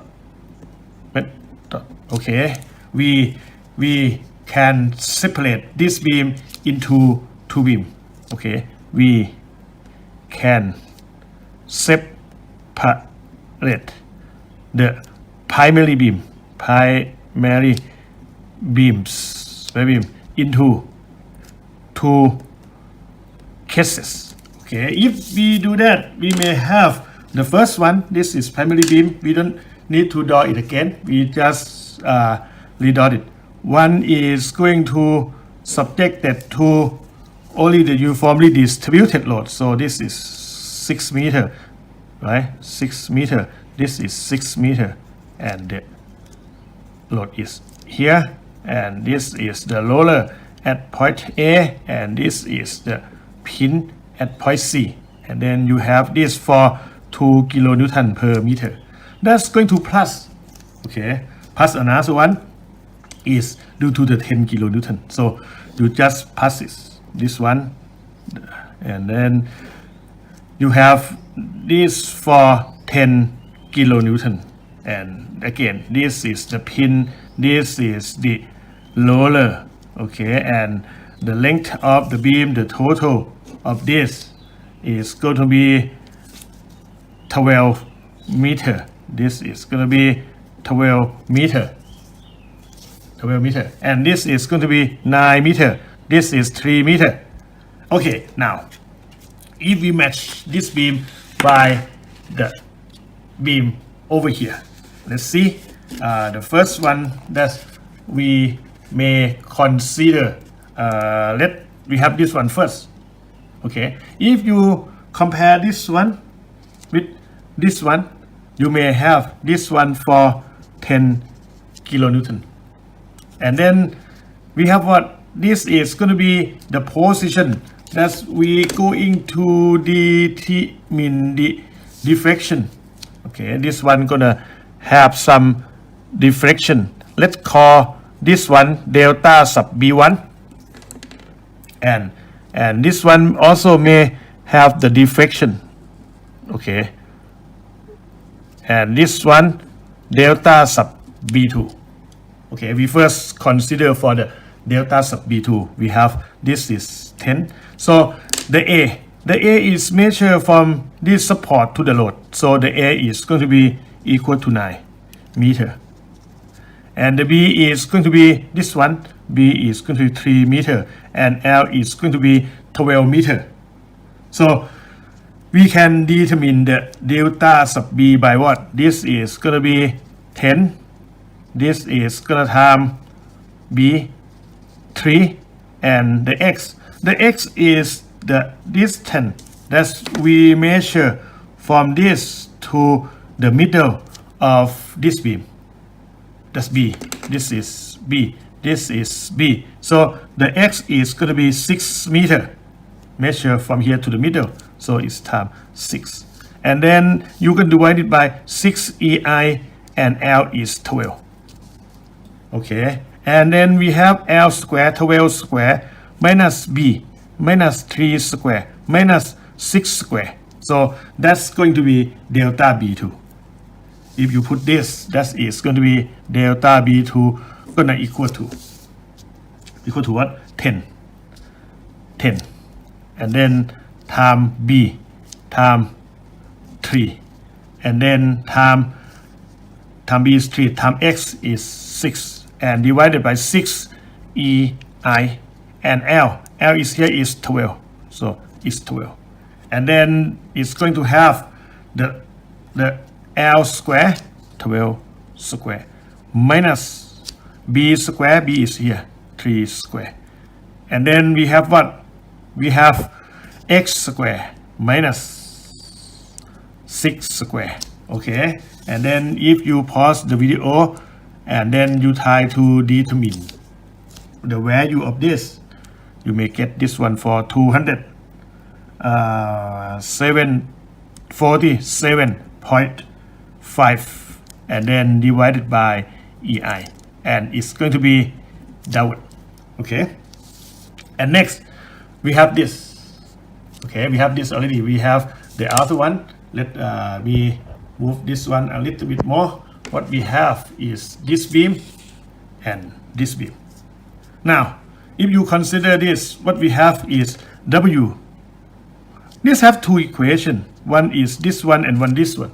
Okay, this one's move from 0 to L over 2. So now we are consider from the left to the right. Our X is going to be from here to here. That means we may use this equation. And then we have this one for 2. And then X is going to be 6. And then divided by 384. And then EI. And then in parentheses, this is going to be 16. And then X power 3 minus 24. And you know the L is going to be 12. And then X is 6 square. And then plus 9. And then L is going to be 12 cube. Okay, and then you have this one for the diffraction over here. That is going to be delta sub B1. Okay, this is going to be delta sub B1 equal to this. This is going to be delta sub B2 equal to this. If you put this one, you just copy this. You just copy this into this equation. That is going to be equal to, oops, okay, this is 2 times 6 and then divided by 384 times EI. And then you have this parenthesis of 16x power 3, 16x power 3 minus 24 times L times 12 and times x square and times 6 square and then plus 9 times 12 power 3. This is L power 3 and then you got this. And if you put this one, you may pause your calculator and you put this one into your calculator, you may get delta sub B1 equal to 270 divided by EI. And now we have what? We have the delta sub B equal to delta sub B1 plus delta sub B2 by the superposition method. And then when you sum it up, this one and this one, okay, and then you get them for 517.5 and then divided by EI and it's downward. Okay, and that is the first delta sub B. And now we are going to determine the F sub BB. Okay, the F sub BB is due to the beam over here. It has this one for 6 meter and this one for 6 meter. Is the diffraction at the middle of the beam. So again, we got to go to this one and let me zoom it a little bit so we can see it clearer. Okay, coming to this, we have the beam now. The beam with what? With 12 meter long, and it's going to subjected to only one unit force. This is going to be the roller as before, and this is going to be the pin, and the one unit force going to push this one up, and this one going to have the shape something like this. And we have this as before, F sub BB, deflection at point B, okay, due to the force applied at point B. So this one is going to be 1 unit. Now you just change the direction of this from upward to downward. So now the force here, you just take this one out, okay, and the force gonna push in this direction, and this one gonna curve something like this. And what you may have is the distance here gonna be A equal to 6 meter. A is from the wall here to the road, okay, so you just move to here.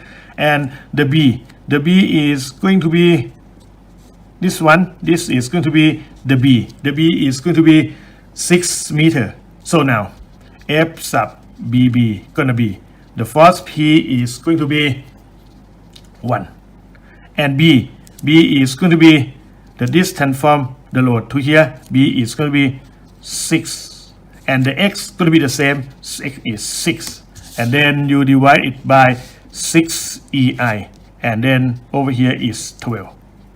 And what we have is L square, 12 square, minus B square, B is here 6 square, minus X square, minus 6 square. So this is going to be F sub BB. So F sub BB equal to, okay, 1 times 6 times 6 divided by 6 EI and 12, and in the parenthesis is L square, 12 square, minus B square, minus X square. Okay, and then you get this one. If you push everything, just pause the clips and put everything into your calculator. This is gonna be 36 divided by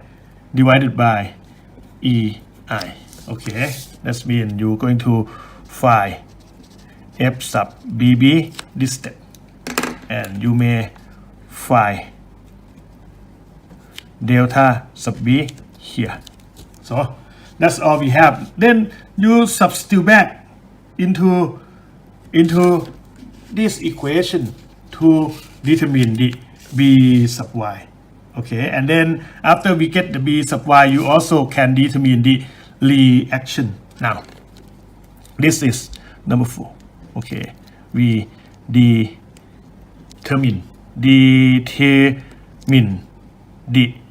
okay, redundant force,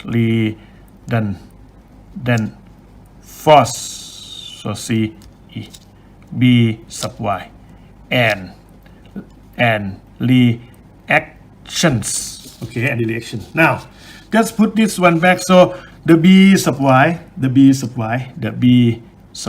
gonna equal to, this time is delta sub B. Okay, delta sub B is going to be 517.5 divided by EI, and then this one going to be 36, this one going to be 36, and then EI. Okay, so this one cut, you may get the B sub Y of this one divided by this one, you may get it's for 375 kilonewton. 375. Okay, you get this. What this mean? Does this mean under the beam that we have? Okay, now the beam subjected to uniformly distributed load of 2 kilonewton per meter, and also due to this one 10 kilonewton. And now you arrive at what? You arrive this one. This is going to be the reaction, going to be 14.375 kilonewton. Okay, this is 6 meter, this is 3 meter, this is 3 meter, and then you're going to have the reaction. This is going to be C sub Y, and this is going to be C sub X for the summation of X sub X equal to 0, and then this one going to be A sub Y, this one going to be A sub Y. Okay, if you summation this one equal to 0, put this one as the positive, so C sub X is 0. Okay, that is going to be very quick determination of the reaction C sub X. And you can determine the C sub Y by taking the moment at A equal to 0. Okay, by the summation of the moment at A equal to 0. Take the moment here. So this one gonna be plus, and C sub Y gonna times 12 C sub Y. That's going to rotate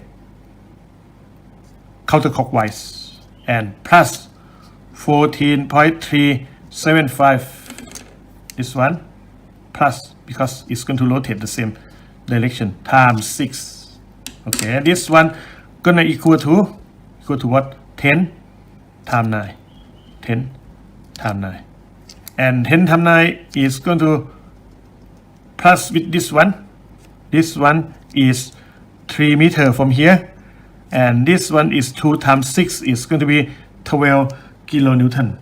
So it's going to plus 12 times 3, and now you may get the C sub y equal to just pause the video and try to do your calculation. You're supposed to get this one for 3.3125 kilonewton. Okay, now you got this already, right? It's going to be the same as this one. And then you do the summation of f sub y equal to 0. Now you got to determine the a sub y. And what you have is the a sub y is upward. Plus the c sub y. Plus this one. Plus 14.375. And plus this one. 3.3125. Up. And these two are down. So it's equal to 10 plus this one 12.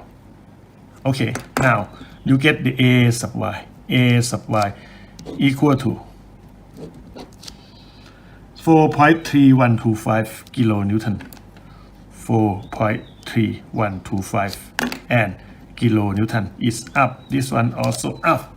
So now you have all the reaction, right? You copy this reaction to put into your pictures here, and then what we have, this one is 14.375 kilonewton. C sub y is going to be 3.3125 kilonewton, and the a sub y is going to be 4.3125 kilonewton. Okay, now you are ready to the next step, and that is going to be step 5. You will draw the shear diagram and moment diagram. Draw the shear diagram and M diagram. When you draw this, that means you're going to use, mostly it's better to use the graphical method. Okay, by using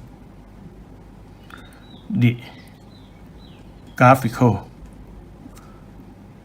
method.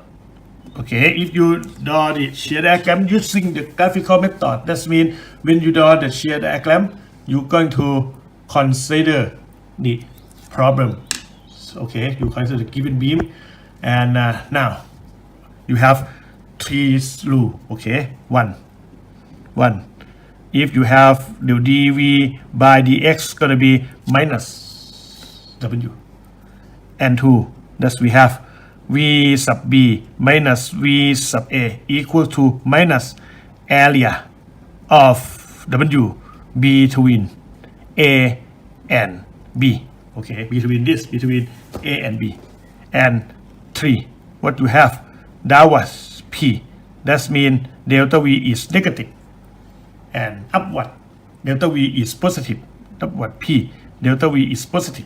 Okay, and then if you're going to determine this, you're going to project everything down properly.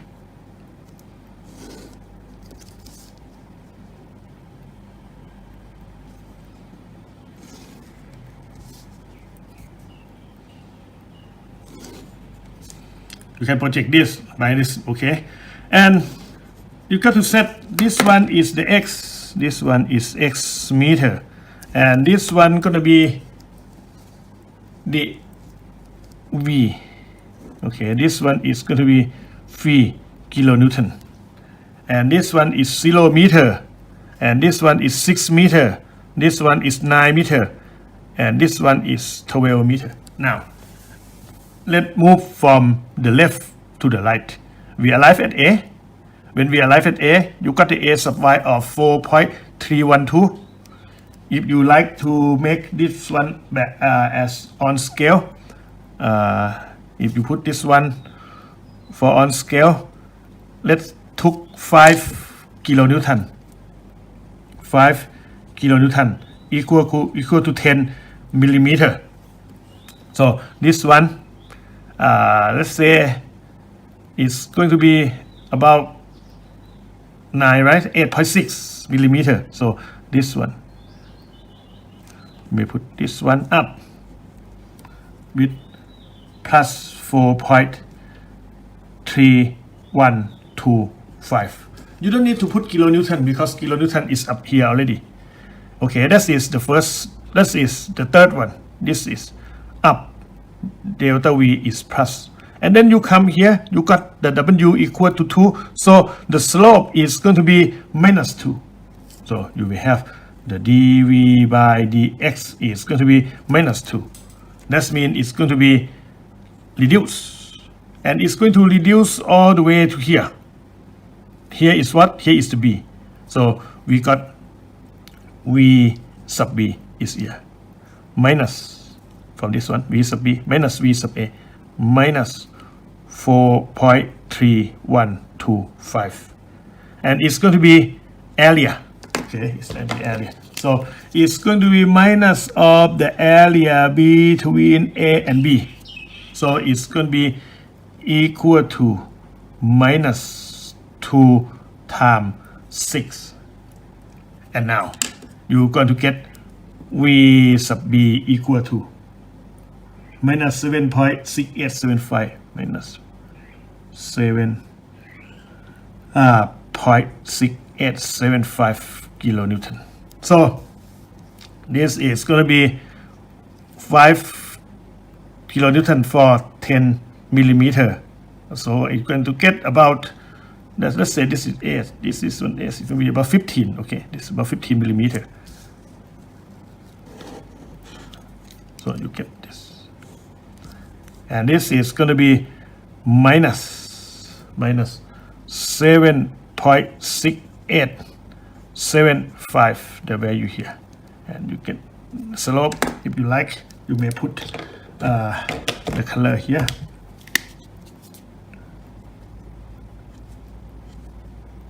Okay, that's indicate the slope. And over here is the point of zero shear. And now you got this for 14.375. So this one going to be up, right? For 14.375. So this one going to be up, and it's going to be minus 7.6875, and then plus 14.375, and you arrive here of equal to 6.6875 kilonewton. So this one gonna up. If this 15, this is going to 3 centimeter. It's very close to. Okay, this is very close to. It's going to be up to about here. And then you have the value of here of 6.6875, and then you have the slope, the dV by dx equal to 0. Now 6.6875 going to take 10 kilonewton, so this is going to take 20 millimeter.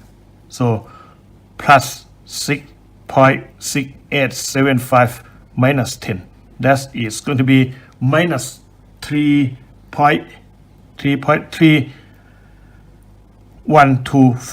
kilonewton. And here dV by dx equal to 0. You just take this one and take this one, and then 3.325 is up here, so you close this one to be 0 here. That is going to be the shear diagram. And you also need to determine this, the x. Okay, and this is going to be 4.3125 divided by x is going to be 2. So x is going to be this 4.3125 divided by 2. So if you determine this one going to be 2.3125 156 meter. So this one is going to be 2.1.156 meter here. Okay, that is shear diagram. When you draw the shear diagram, you observe the problem that we have. And now the shear diagram, and then we're going to draw the moment diagram. When you draw the moment diagram, you're gonna observe the shear diagram. Okay, let me zoom out a little bit, and let us consider the shear diagram in order to draw the moment diagram. Now, what we have is this one is going to be the moment diagram. Let's put this one is going to be M kilonewton meter, and this one is X meter. This one is 0, 6, 9, 12 as before. And if you observe the point C and the point A, this is spin, this is roller, so no external moment. This one going to be 0 kilonewton meter. This one also 0. And then what we have, the dm by dx equal to phi. Okay, so you got to taking care of the slope of this moment diagram from this graph, and m sub b minus m sub a equal to area of V diagram between A and B. Okay, and the last one, this moment, this is counterclockwise moment, making delta M minus, and the other one is negative. Now we move to this.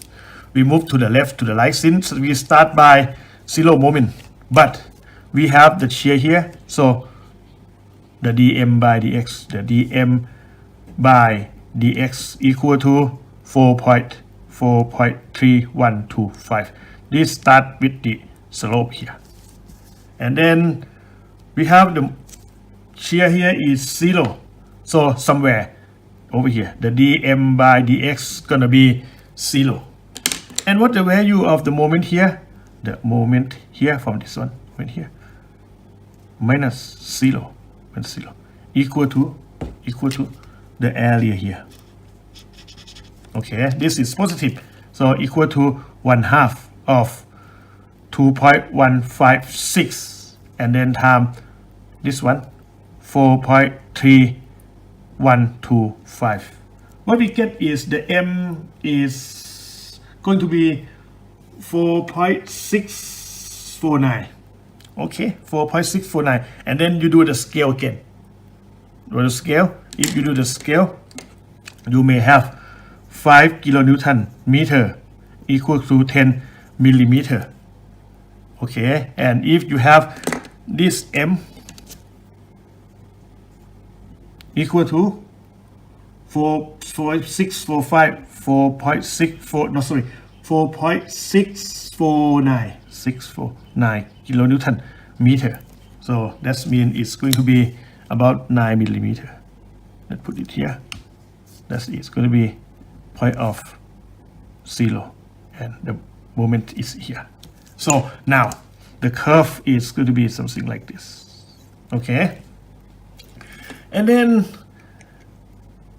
the value of V just get minus larger and larger. That means the value of this is going to get lower and lower and lower. Okay, until here we get this. So the slope at this point is going to be here, but the value here, point B, we don't know it yet. So m sub b, this is m sub b, minus this, minus 4.649, and then it's going to be equal to the area here. The area here is going to be negative, right? Because all the value is negative, so it's going to have negative of 1/2. This is 6 meter minus 156. So this one gonna be 3.844 meter. So it's in time 3.844. Okay, and time this time minus 7.686845. Sorry, minus is here already. Just put it here. So you got the m sub b of what? You're going to get m sub b equal to minus 10.125 minus 10.125 kilonewton meter. So 5 kilonewton meter, 10 millimeter. This one you may get just a little bit more than 20 millimeter here, and then you get the graph. Something here. Okay, and this is the value of this moment here, and the slope here.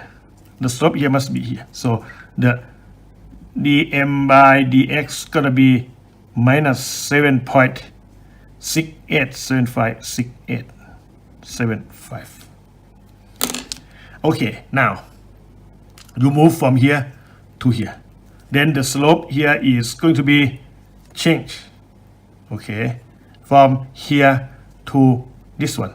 The dm by dx equal to plus. This one is plus 6.6875. 6.6875. And it's going to be plus 6.6875 all the way. So what is going to be the moment here? This is point D, m sub d. This is point D. Minus this one, minus of minus 10.125.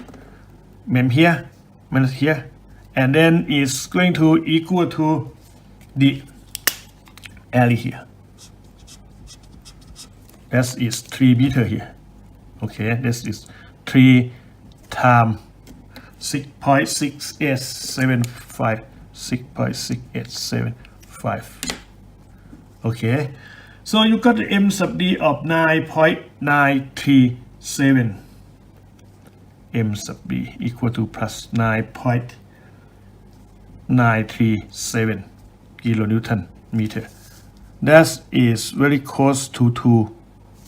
Okay, very close to here. So your curve is going to be straight like.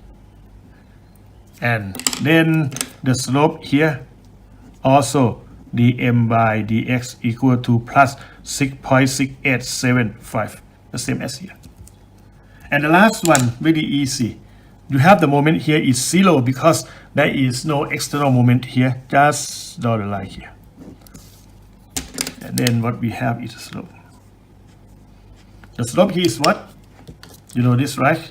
Is the dm by dx equal to minus 3.3125. Okay, now that is the bending moment diagram, and also we have this point of 0 moment. This point of 0 moment. What we call this is the inflection point, and we also can determine the position of the inflection point easily, right? If you like to, you can determine this. How can you determine this? It's not that hard. If you like to determine the location of this, you just cut this one, the free body diagram of this,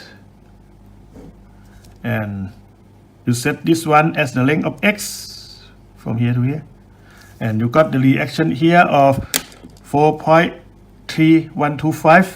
This one is 4.3125 kilonewton. Okay, and between this you have the over here. Okay, and when you cut is here, the moment here is m, right? And this m gonna be equal to 0.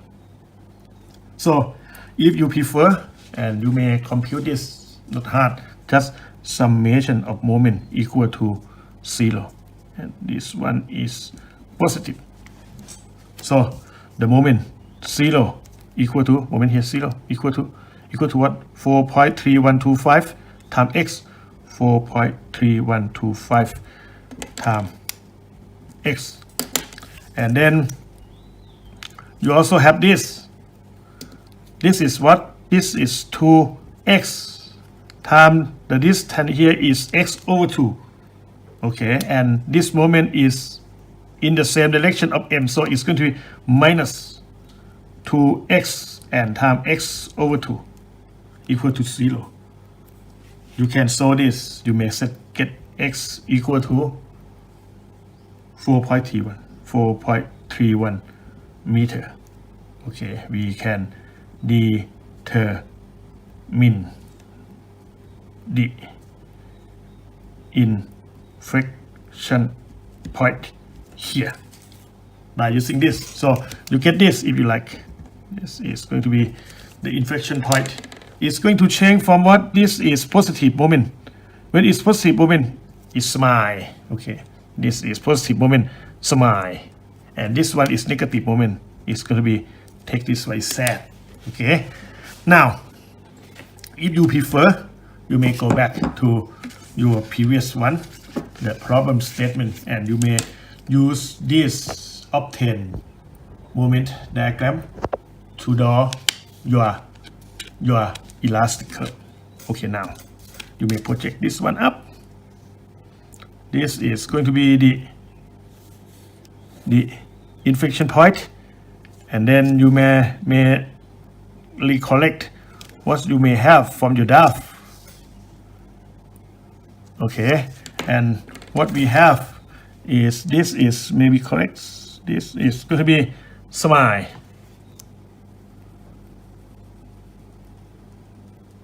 Okay, and this is inflection point, and you know this one is 4.31 meter from A. And then this one gonna be, okay, like this, sad, and then go smile again. Okay, now you get the more accurate elastic curve here. Okay, and also you may use the information from here to draft the reinforcement. If you like, you may go a little bit further by doing this. Just project this one down here, project this one down here, and this one going to be the support here. This is the roller. This one also the roller. This one is the pin. Okay, and you may do a little bit correction on this.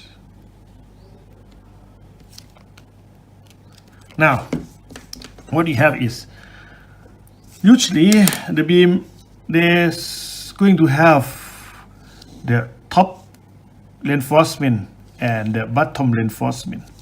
Okay, and usually they are hooks to get the good bond between the concrete and the steel. Okay, and that's going to make your section gonna be like this. It's sort of main reinforcement. Okay, usually you have this one, this one, this one, this one, so you can put the stirrup properly here. And also when you put stirrup, you got to hook here also to make a good bond, and then when you bend the beam like this, so it's going to have this one. Okay, we have this one, that means you're going to reinforce at the bottom. For this one, it's going to have something like this, so you need to put the reinforcement here. So based on this, just put it. This is the inflection point. This is also the inflection point. So for this one, you may put reinforcement about here. When you put this, you're going to put some hooks onto it, and there is going to pass the inflection point. This called the development length. Okay, usually the deforming length may be depend on the size of the steel. Okay, this L sub D is if I remember correct, must be larger than let's say about 30 diameter for some specific diameter of the reinforcement. I'm not sure on this. Just check the code. Okay, you check with the ACI code or the EIT code. And again, this is on the top. Okay, you may put this one on the top like this, and you may put this one on the bottom like this with the hooks. Okay, and then you may use the shear diagram to draw the reinforcement. If you go a little further for the shear diagram there,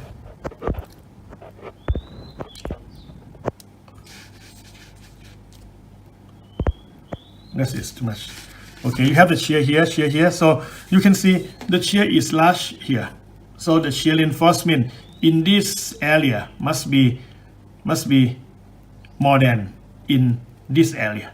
Okay, if you get that, we may put some more reinforcement. Per se, this area has small shear force, so the number of shear gonna be less. And since this one going to have large shear, so you're going to put more shear force in this area. And then since you get smaller shear, so you may put this one something like this. Okay, that's this example of the reinforcement of this beam. Okay, next, what going to do? Oh, sorry. If you cut this one at this section, okay, you may call this is section AA. This is AA. So section AA, that you're going to put the reinforcement here. Okay, if you put this one at the section BB, you may put this one.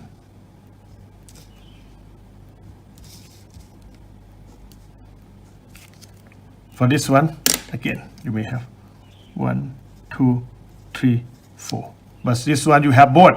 Okay, you may have to put this extra reinforcement here, and then you put the stirrup.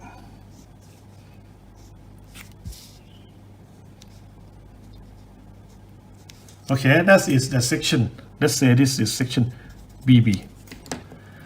Okay, we are not done yet. What they ask us is to, okay, that is draw the shear diagram, bending moment diagram, but using the graphical method.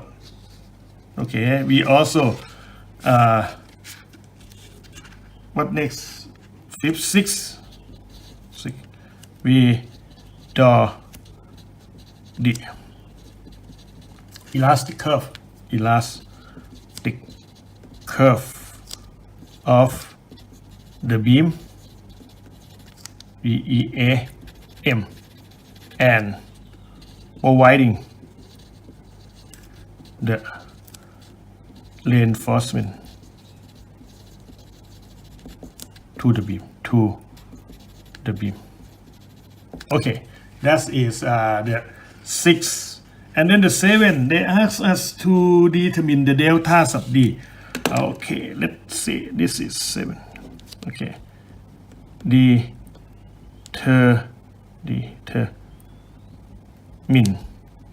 the vertical displacement delta sub D. Okay, and what is delta sub D? Let's say delta sub D is this. This is going to be the delta sub D. And what method you are going to determine it? You may use the unit load method, or you may use the conjugate beam. Let me use the conjugate beam. If you use the conjugate beam, this external pin and this external roller going to be the same. But this internal roller gonna change to internal hinge. Okay, and we're going to change this moment diagram into the elastic weight. Okay, now what we have is we're going to work in this area, and we should start by using, let's say, determine the vertical displacement by using the conjugate beam method. Okay, that means you're going to use a lot of knowledge from the previous chapter. That is going to be the conjugate beam.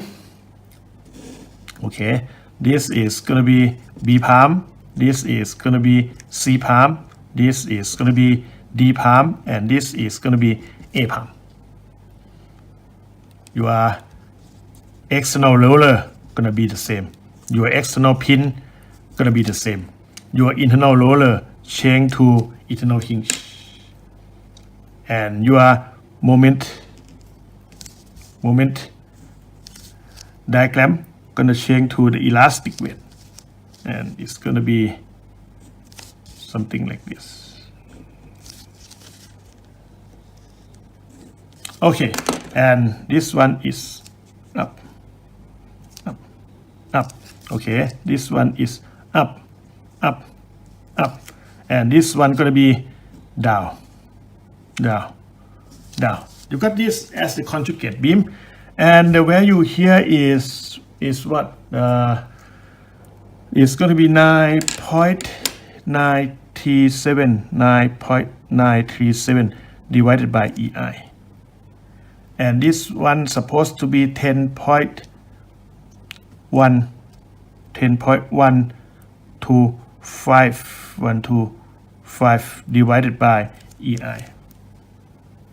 And what do you need to do is determine the distance here to here also, because of what? Because you are going to find the reaction at this point first. So we will determine the reaction C sub y palm.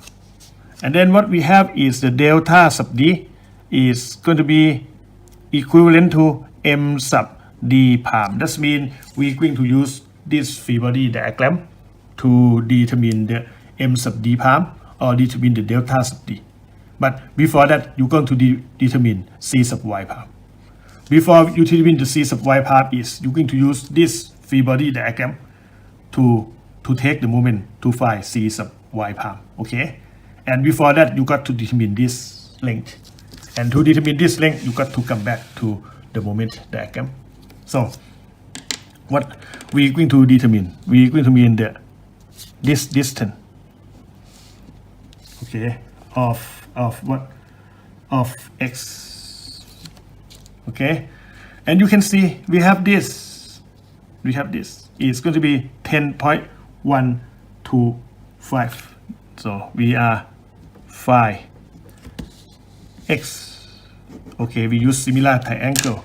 This is 10.125 divided by this one, divided by x. And the total of this is going to be 20.6. Let's sum. You sum this with this is going to be equal to the total of this 20.063, and this is 20.063, and this is going to be 3 divided by 3. Okay, if you put this one, you may get x equal to 1.514, and this is going to be here. And since this one is 1.154, you can determine this. Okay, this is going to be 3 minus 1.514. That is going to be 1.486 meter. Okay, this is 1.486.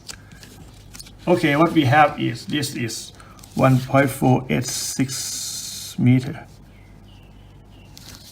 and the top here is 1.514.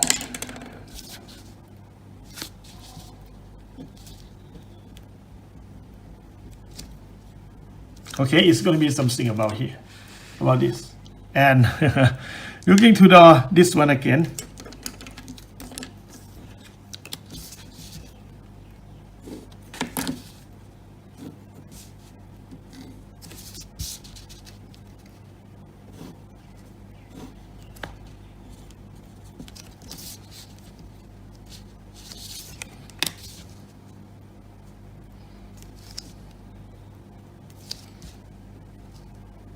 Okay, just do it slowly. Try to take your times.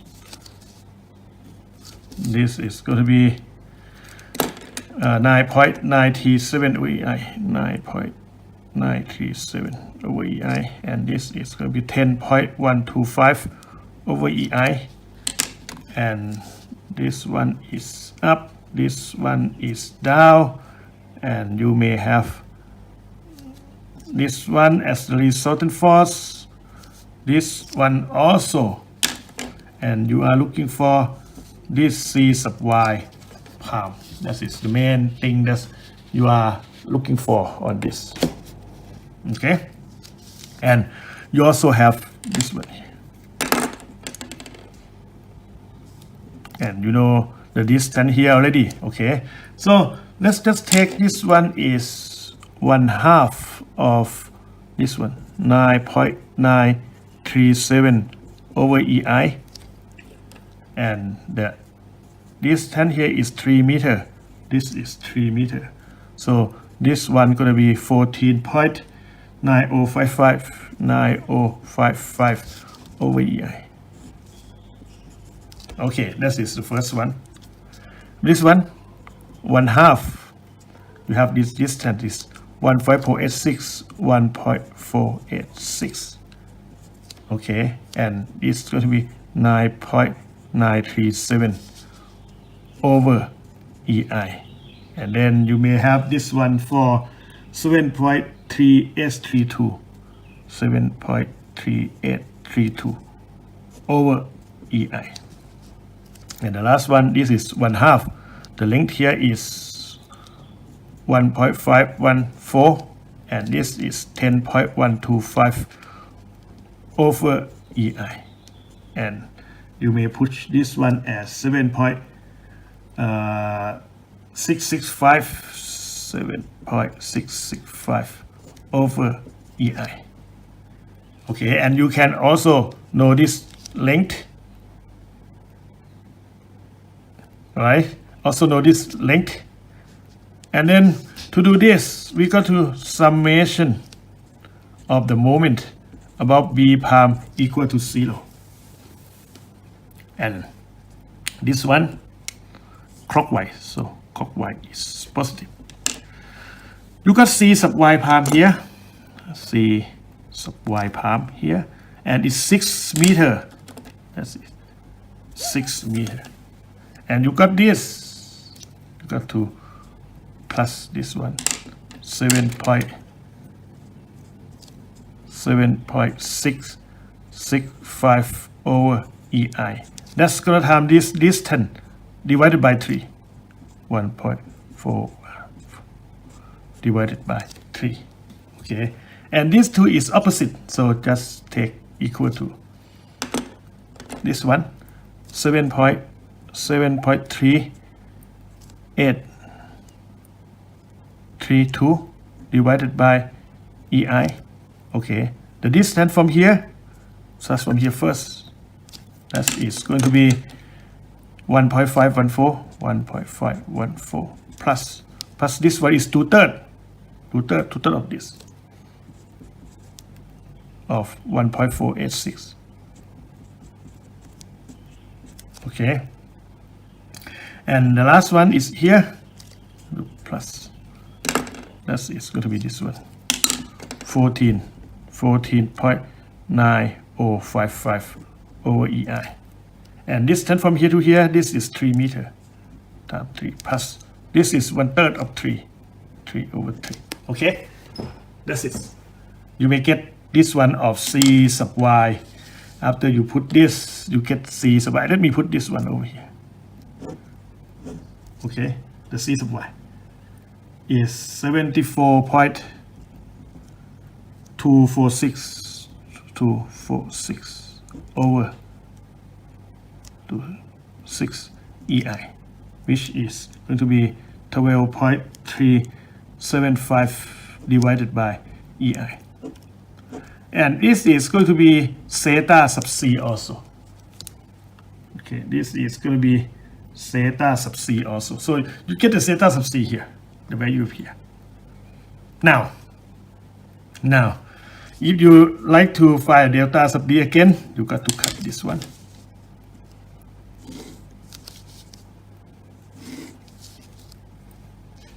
And push this one up.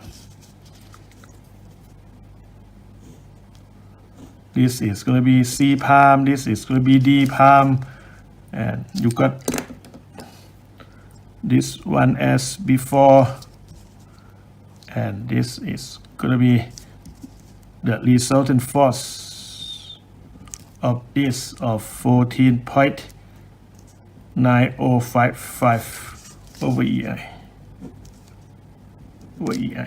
Okay, and then you have this one of 12.375 over EI, and the length here is 3 meter, and when you cut here you determine M sub D palm here, and you also has V sub D palm here.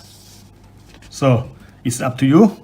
You may take the summation of moment about D palm equal to 0. Okay, you may have delta sub D, M sub D palm equal to delta sub D. This is going to rotate by this is plus. Okay, and it's going to be equal to this one times 1 meter, 14.9055 over EI. That's going to time this one times 1 meter. And this one actually in the same direction. When you move opposite equal sign, it's going to be minus 12.375 over EI. And this is going to time 3. Okay, and then you got this one as the result of calculation of minus 22.22.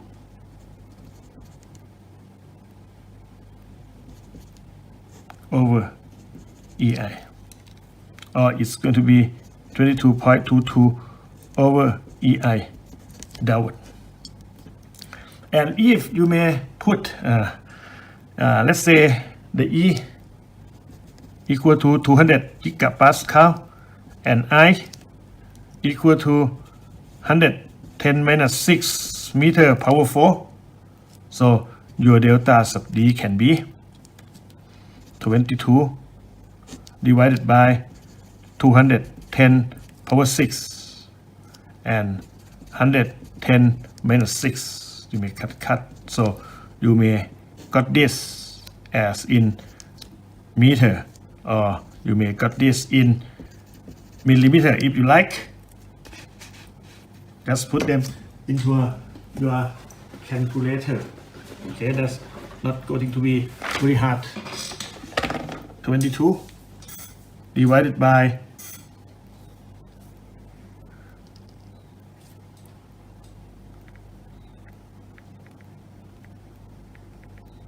so it could be 0.0011. This 0.0011 meter.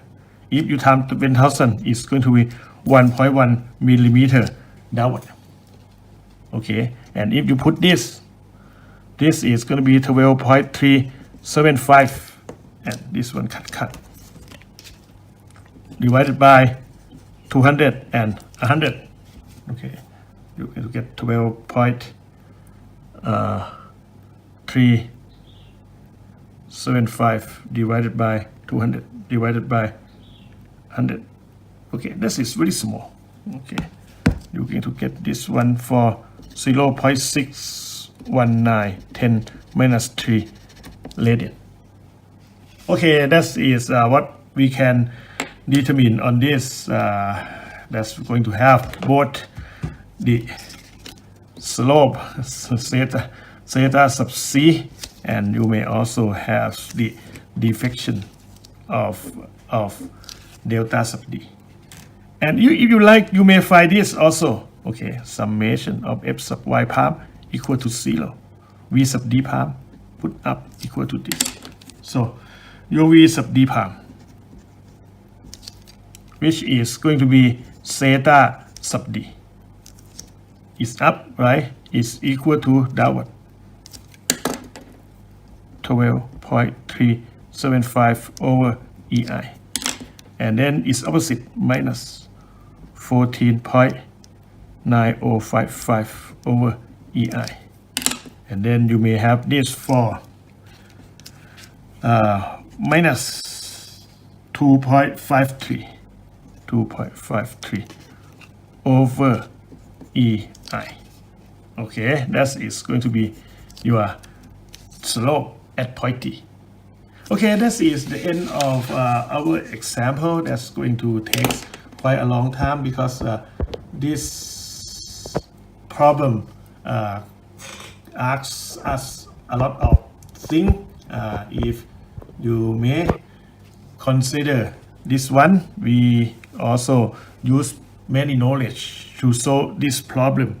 And this one of the example of the comprehensive problem that we may have to encounter when we are as the young engineer, and to produce more skill on this, only way is to solve a lot of problem on structural analysis, and you will be really skillful later.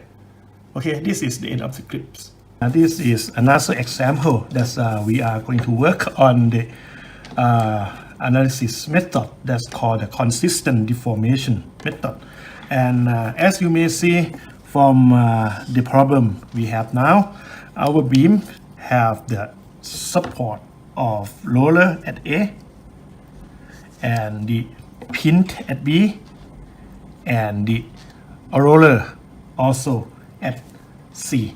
And if you consider this, you can see we have the two reaction at B and one at C and also another one at C. So the total reaction of this beam, known reaction, is going to be 4 of them. It's going to be A sub Y, B sub Y, C sub Y, and also B sub X. And as you may see, there is no horizontal force, so the B sub X is 0 by the summation of X sub X equal to 0. Okay, and you have 4 unknown reaction, but you have 3 equation of equilibrium. So by doing this, you'll be going to have the degree of indeterminacy, or you may call this one degree of indeterminacy of what? Of 4 minus 3 is 1. Okay, and since the consistent deformation method is can be classified as the first method to be used to analyze statically indeterminate structure. By the first method, that means we going to use the force as the unknown to solve this. So based upon this, you have this one for the A sub Y, this one for the B sub Y, this one for C sub Y, and this one for the B sub X. And you may also consider what the problem give to you is the diffraction equation.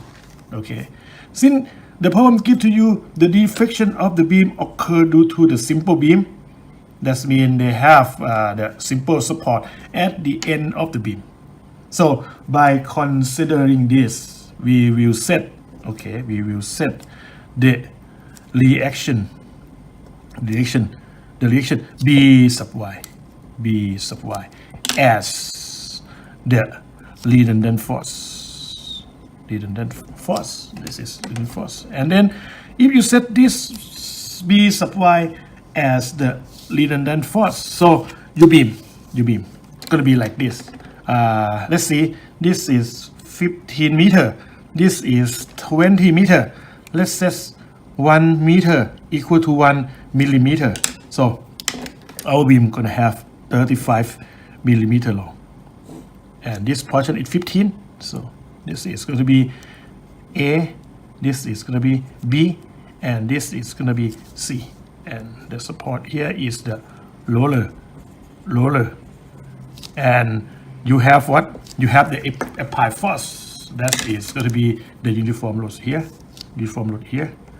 And also you have the force here. And what we have the B sub y as the redundant. Okay, and also we have this one is 15 meter, this one is 10 meter, and this one is 10 meter. And what we have is this beam is going to have the B sub y as redundant. If we know B sub y, you can determine the reaction at C sub y and at A sub y. So you can answer to this. Okay, and before you can go further, we will use the second. We will set up the reaction B sub y, and the second we're going to write down the compatibility condition at what now? At B. Okay, consider let us consider the compatibility condition at B. And then if you set like this, and then you use the principle of superposition. Use the principle of superposition.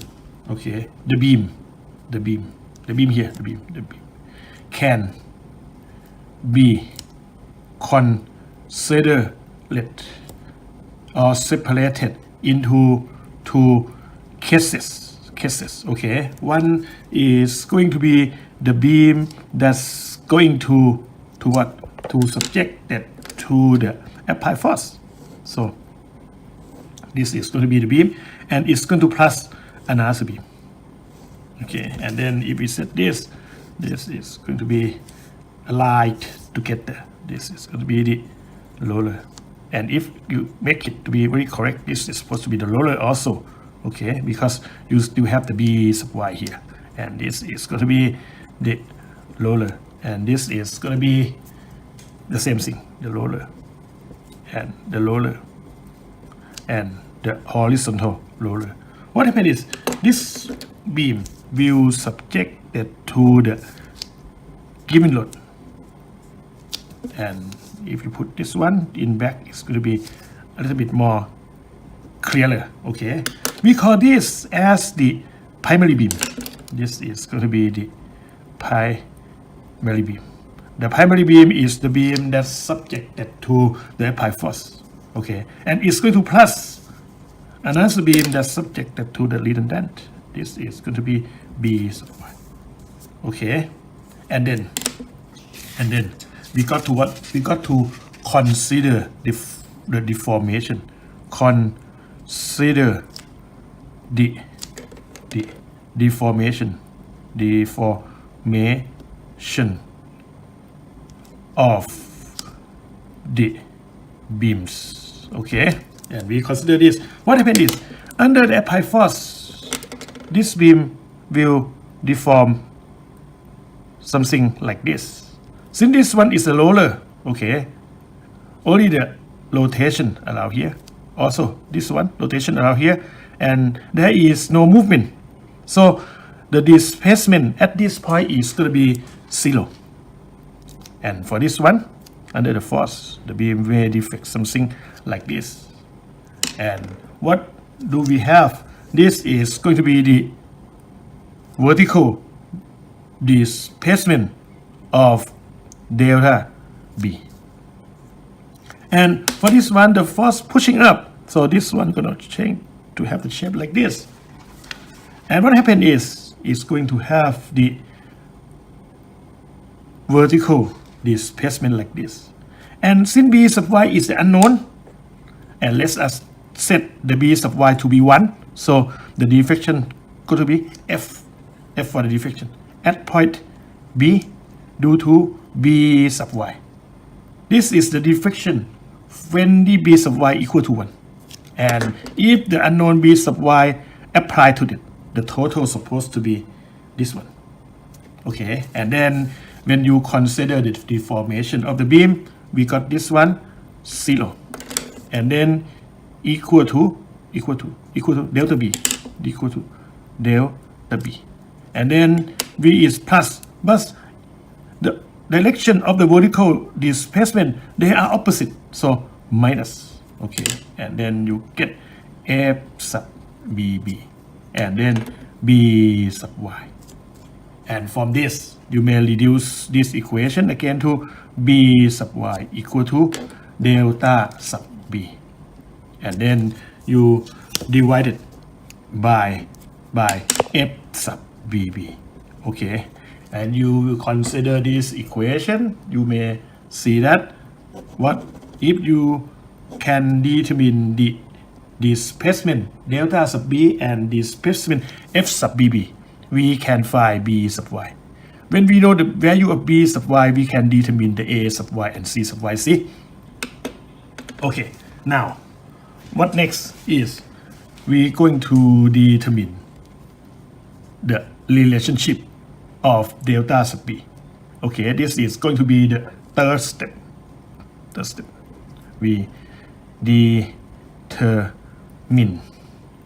the force displacement relationship, okay, of delta sub B and F sub BB.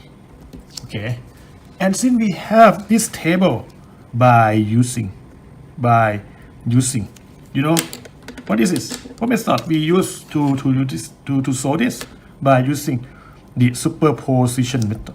The superposition method. Okay, we're going to use this to determine the displacement here, and then we can solve for delta sub B.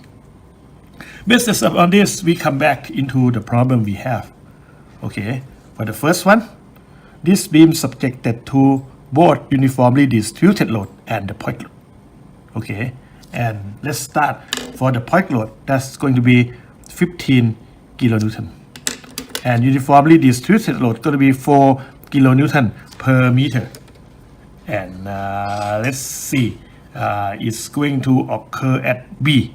So this is going to be A, this is C, and for this one supposed to be the point of B. So let's set the deflection here is going to be delta B1. Okay, and this one downward also. You may set this one as the delta sub B2, and the delta sub B is going to be the combination of these two. Okay, so delta sub B1 equal to, this is going to be 15 kilonewton. And then what we have is the total length of the beam is going to be 35 meter. And then what the A is the distance between here, this A, from here to here. So this is 15, this is 10, so the total is going to be 25 meter. If this is 25 meter, this is going to be 10 meter. And the last one that we going to determine is the X. This X going to be what? The X is going to be this one, and that's one going to be 15 meter. So what we have is going to be 15 for the P. Oh, you don't need to consider this because it's downward already, we noted. Okay, this is going to be 15 kilonewton. And time the B is going to be 10. Okay, and time the X is going to be 15. So it's going to be divided by 6 EIL. So divided by 6 EI. What is the L? L is here is going to be 35. So it's 35. And in parentheses, L square is 35 square. And then it's going to be minus B square. Minus B square is also 10 square. And it's minus X square. So it's minus 15 square. So the total is going to be this. If you put everything into your calculator, you may pause this video and check it out. What do you get from your calculation? This is going to be 9,642.86 divided by EI.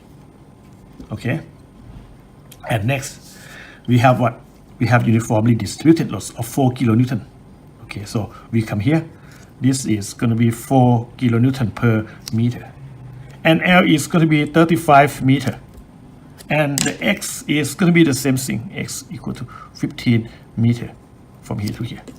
So now, just put everything into this one. Is going to be W 4 X 15 and divided by 24 EI.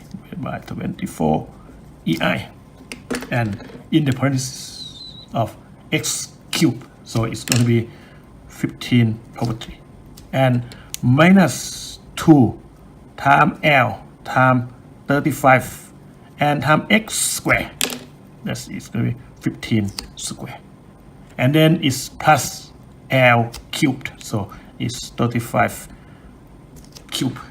And then you get this. Okay. And put everything in your calculator. You will get the result of this diffraction of 6,250. Okay, divided by EI. So if you like, you just do the summation of the delta sub B. So now you will have the delta sub B, which equal to delta sub B1 plus delta sub B2. And then you get this is going to be 9,642.86 and divided by EI. And it's going to combine with this one plus 46,250 divided by EI. And finally, you get this big number of 85,892.9 divided by EI. And its direction is going to be downward. Okay. Okay. Next, we come into this. This one views the same thing as this, but we got to consider that we will set the f sub b equal to 1. So if we set f sub b equal to 1, we will have f sub bb. We have f sub bb. F sub bb equal to. If you consider this force will change the direction into this one. So the force P is going to be 1. And since the distance from A to the force is small a. Okay, so we will have this one as the A equal to 15 meter. Okay, and from the load to the C is going to be B. So this one is going to be B equal to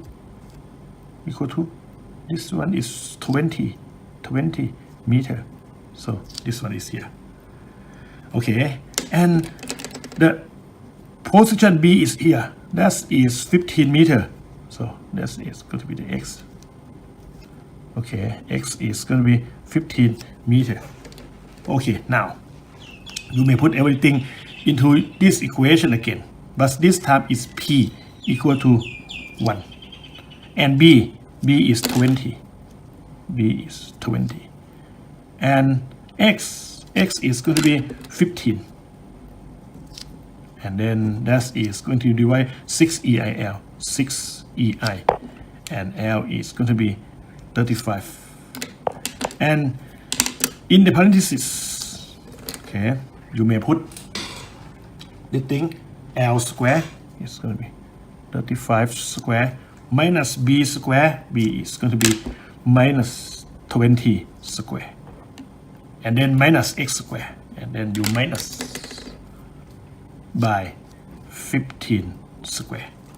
And if you put everything in your calculator, you will get this one 1 times 20 times 15 divided 6 EI 35, and in the parentheses that is going to be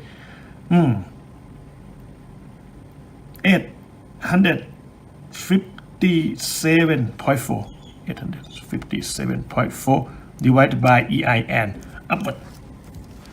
Okay, just stop the video clips and put everything into your calculator. Now, next step, we can find B sub y.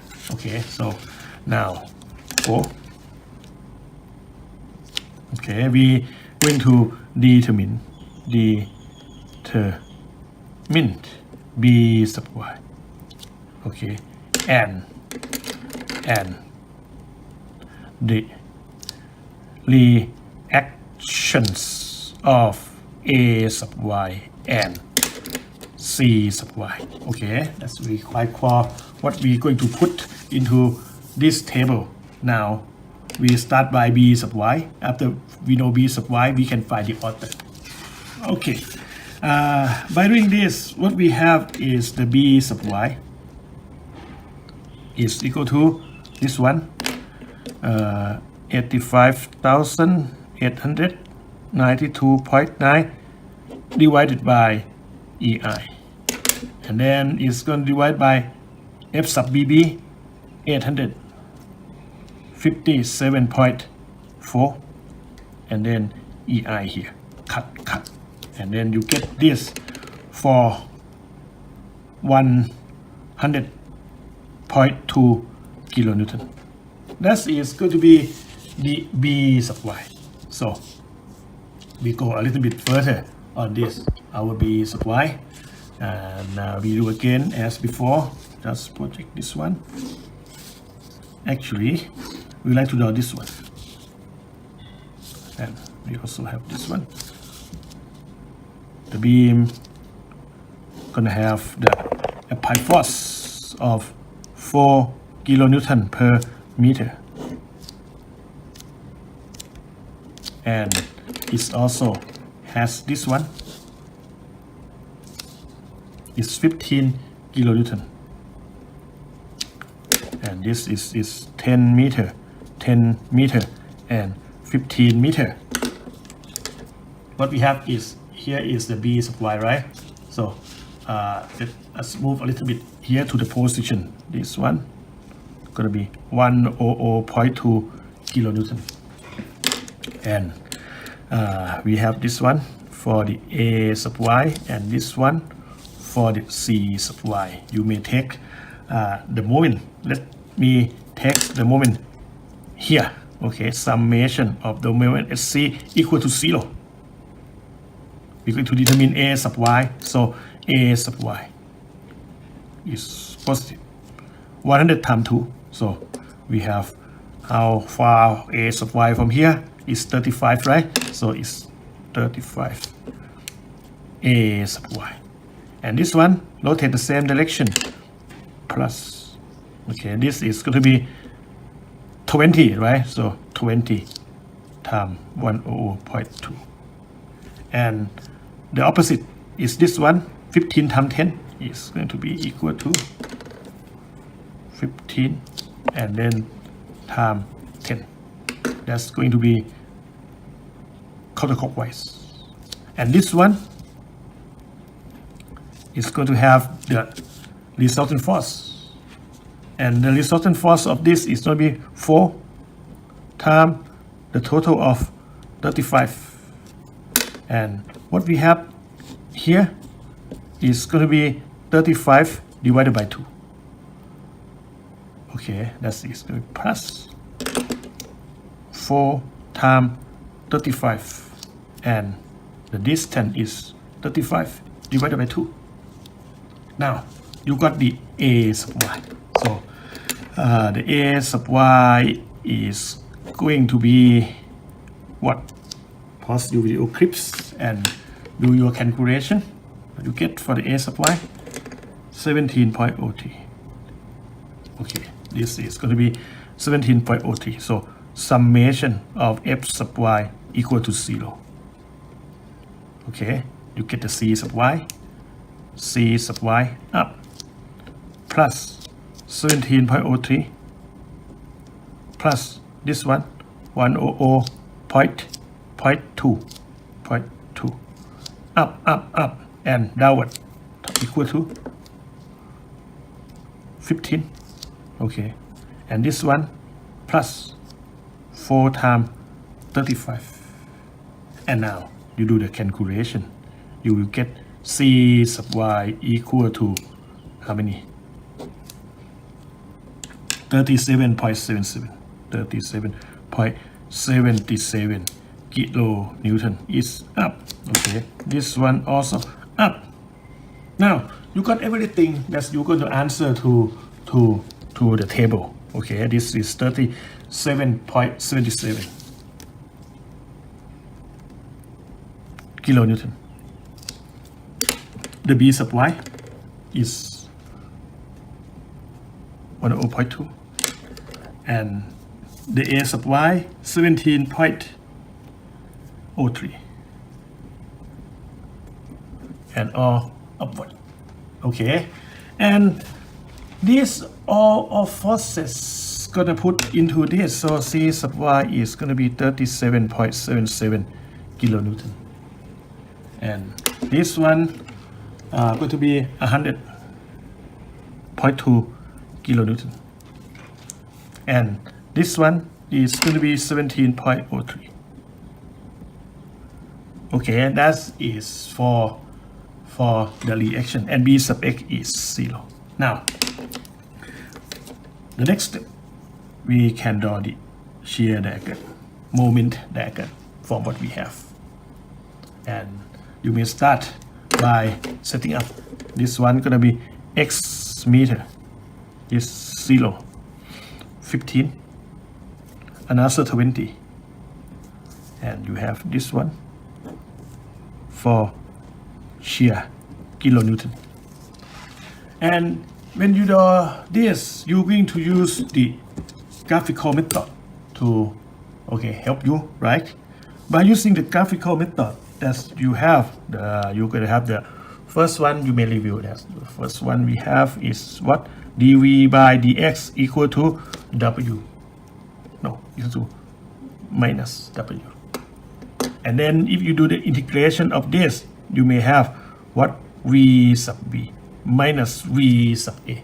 v to the right minus v to the left equal to minus of area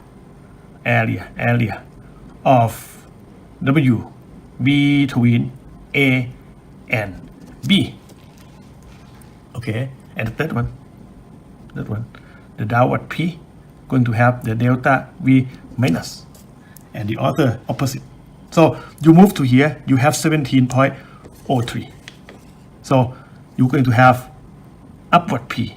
So delta v is going to be positive. So you move here, you have upward. Okay, and if up to your scale, what scale you may use? If you use 1 millimeter for 2 kilonewton, okay, you divide this one by 2, that is going to be 8.5 millimeter. That is going to be 8.5 millimeter. About this. That is going to be plus 17.03. And then you move up into this, you may have the dv by dx equal to -4 all from A to B. So this one going to be -4.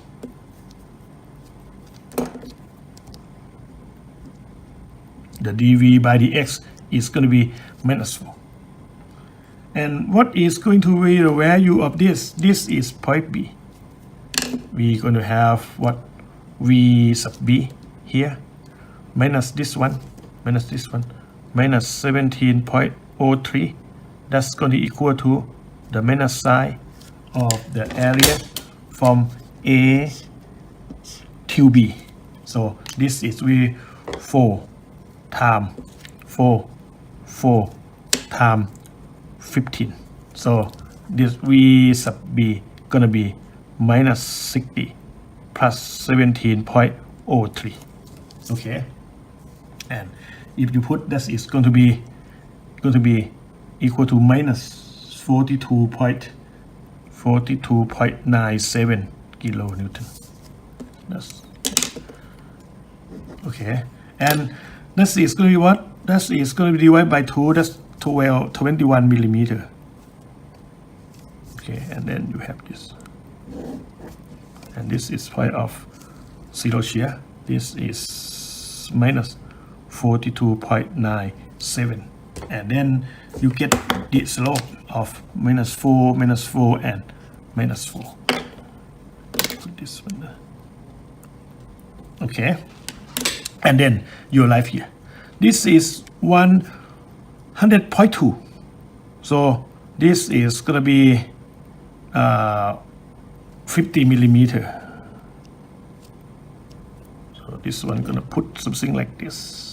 Okay, up, and what we have here is minus 42.97, and then you go to plus is by 100.2. Okay, and you're going to arrive this one with 57.23. 57.23. This is going to be 57.23. And then you move down here. When you move down here, you have the S dv by dx equal to minus 4. And it's going to be about here. What we have here is what? The V here. We don't know V here. Minus here. Minus 57.23. And it's going to be equal to the negative. Of what? Of the area here. That is going to be 4 times 10. Okay, that is going to be 40. So UV is going to be 17.23. That is going to be divided by 2. That is 8 millimeter. This is the value of here. And if you may like, just put this one, and this one to be here, and this one and this one to be here. And now, what next? You arrive at 15. So you don't get downward, right? Okay, it's going to get downward. Of 17.25 minus 15, so it's going to be 17.23 minus 15 is going to be 2.23. This is going to be 2.23. And then again, you come here, slope is going to be minus 4. And you see this is 37.77. It's going to take this portion up. Okay, up by this one up. So this one is minus 37.77. You may use this relationship to check it if you like. And this one gonna be something like this. And again, S is gonna be minus 4. Okay, and you may put this one -4, -4, and -4 if you like. And this is the point of zero shear. Okay, that is the shear diagram for this beam. And next, we're going to draw the moment diagram. And before the moment diagram, this is the roller, this is the roller, and there is no applied moment here. So if you draw the moment diagram, these 2 points gonna have zero moment. Okay, zero moment, no external moment. There is no moment here. And this is the x meter. This is 35. This is 15. Actually, this is 30. And this is 0. And before we go further, we're going to determine this. And the x here can be determined by the triangle 17.03 divided by x equal to 4. So you may have x equal to 17.03 divided by 4. And then if you do the calculation, this is going to be 4.2575 meter. Okay, and you may find this distance. This is 15 minus this. This is going to be 10.7425 meter. Also, we need to determine here. Again, this is 2.23 and divided by, let's say, x, and then it's going to be 4. Now, x is going to be 2.23 divided by 4. And if you like to put into your calculator, you may get this one of 0.5555775 meter. Okay, this is very small, about 0.56 meter. Okay, draw the moment diagram. You got to check the shear diagram. That's why we consider that. And you move from here to here. And what we have for the shear diagram is dv by dx. First one, dm by dx equal to v. And you also have the second, m sub b minus m sub a equal to area of v diagram between a and b. Okay, and the third one, we use this one. If you have clockwise moment, your delta m gonna be positive. We use this. We don't have external moment, so we have 0 here and 0 here. And next, you move from where? You move from here to here, and then you have this one. So the dm by dx here gonna be 17.03. This one gonna move upward, and by doing this is 0. So the slope here is 0. Okay, and the value of moment here is what? From here, m here, m here, minus here, minus 0 is gonna be the area here. It's gonna be 1/2 of 4.2575 and times 17.03. If you push this, you got the moment of 36.25. So the m here is 36.25 kilonewton meter. Okay, and I forgot to put this one as the m. This is m kilonewton meter. So it's going to be 36.25. You may put the scale of 10 kilonewton meter per 1 millimeter if you like. That is going to be about 4 millimeter, 3.6 millimeter So the slope is going to be here. The shear here is 0. So we have dm by dx equal to 0.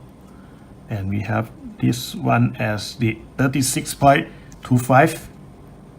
And we have the curve like this. And now the curve gonna reduce. Okay, reduce to until we arrive here. We don't know the moment here yet, right? So the moment at B, m sub b is here, is now here. Minus here is 36.25 m on the left. So sorry, m on the right minus m on the left equal to the area here. And that is going to be 1/2 of 10.7425 and time this one and time minus 42.97. So your m sub b from here is going to be equal to 194.55 194.55. Okay, and that is going to take about 2 centimeters, close to 19. Okay, so about here, and you have the slope here. The S over here is going to be this one. Okay, minus 42.97, and then your curve is going to be something like this, and this is going to be the point of zero moment. We can determine it later. Now this is the slope of this, and what is going to be the slope of this side? The slope of this side is gonna be the value here. That is positive, 57.23, right? So this one is going to have the S equal to plus 57.23. So it's gonna be up. Okay, and what is going to be here? It's going to be somewhere here.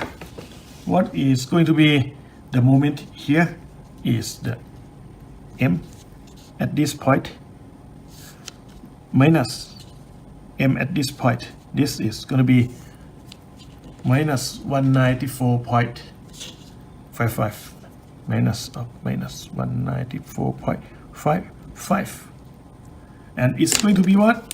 It's going to be this area. Okay, it's going to be 1/2 of 17.25 so 3 plus this one 57.23. This is going to be this area 57.23. Okay, and over here it's going to be 10 meters, right? So time 10. You put this, you may get the moment of 177.75.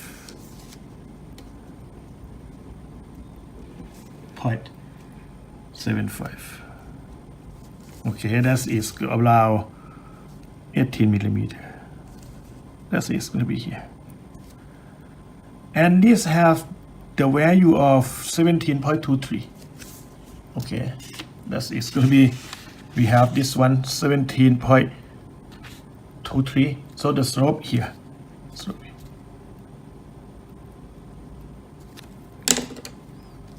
S going to be 17.23, and then you're going to have the curve,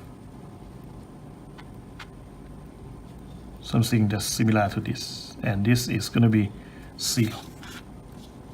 Okay, And then on this side, this is 2.23.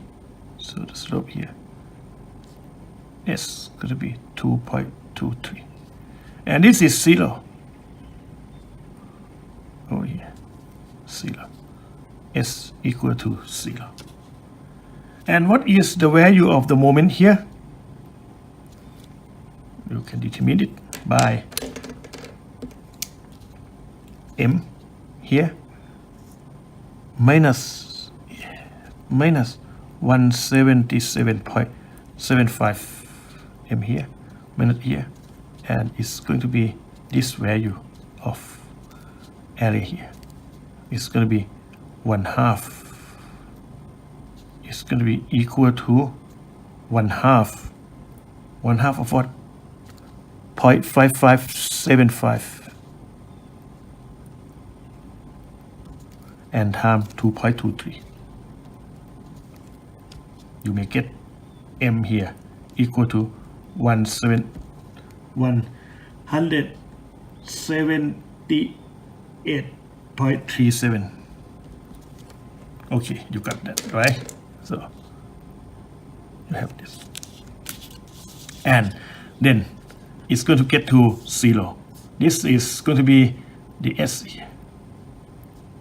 S equal to minus 37.77. So slope from here 0 is going to do. So the curve is look like this, and you may have this is slope here and this is going to be the slope here, and it's really complicated in the area here. Okay, and you may also have the slope here, and if you like, this is going to be the slope of 0. The slope will tell you the shape of the curve. Okay, so you got what you have here. Now you may think this one is going to be positive. Okay, this one is negative, and this one also be positive. Based on this, you may draw the elastic curve, okay, of this. Okay, may come here a little bit. Now let's put this one a little bit zoom out.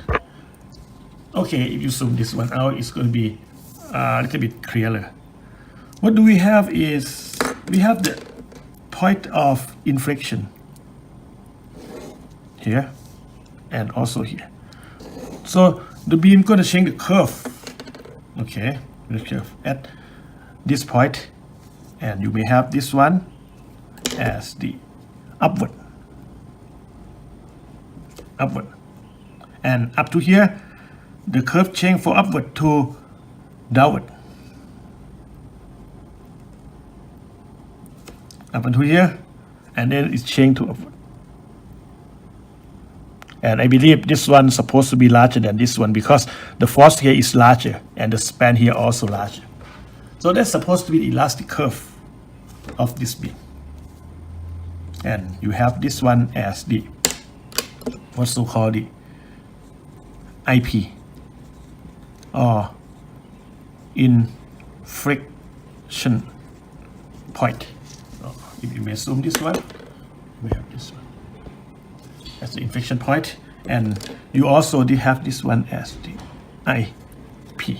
IP important because if you design the reinforced concrete beam, the inflection point will change, is the point that you will change the reinforcement for the beam. Okay, next, if you more specify on this, you may have this one of theta A, and this one for theta C, and you also may have this one for theta B, and you can determine them if you like by using the conjugate beam or by using the unit load method if you like. Okay, that means we can do that. Okay, and what we missed from here is write down some explanation from what we did before. So we have 5. After we know the reactions, we draw the shear and moment diagram by using the graphical method, and we did. Okay, and next we draw the elastic curve of the beam. Okay, and draw the reinforcement if the beam is RC beam. Okay, as mentioned here, just come back to here. Now we are ready for that. Okay, and then we have what? We have this one as a support, this one for the inflection point, this one for the inflection point, and what we have is this is the roller, and this is the pin. Okay, and you also know that usually we have the reinforcement all the way here first, so we can put the stirrup effectively. And now for the negative moment, okay, we got to put, sorry, for the positive moment, you got to put the reinforcement like this. Okay, don't forget to have some development length here, so the bond between the concrete and the steel will be fully bonded, and this also. Okay, this is for negative. For positive moment. For negative, you just put it on the top. Okay, that is the reinforcement for this. And if you like, you may also consider the shear diagram, and you may draw some stirrup as you like to, and you may see the shear diagram vary along the length of the beam, and you may see this portion of the beam may have large shear. So if this portion have large shear, you may put more stirrup here, and for this area have less shear, you put less stirrup here. So by this one,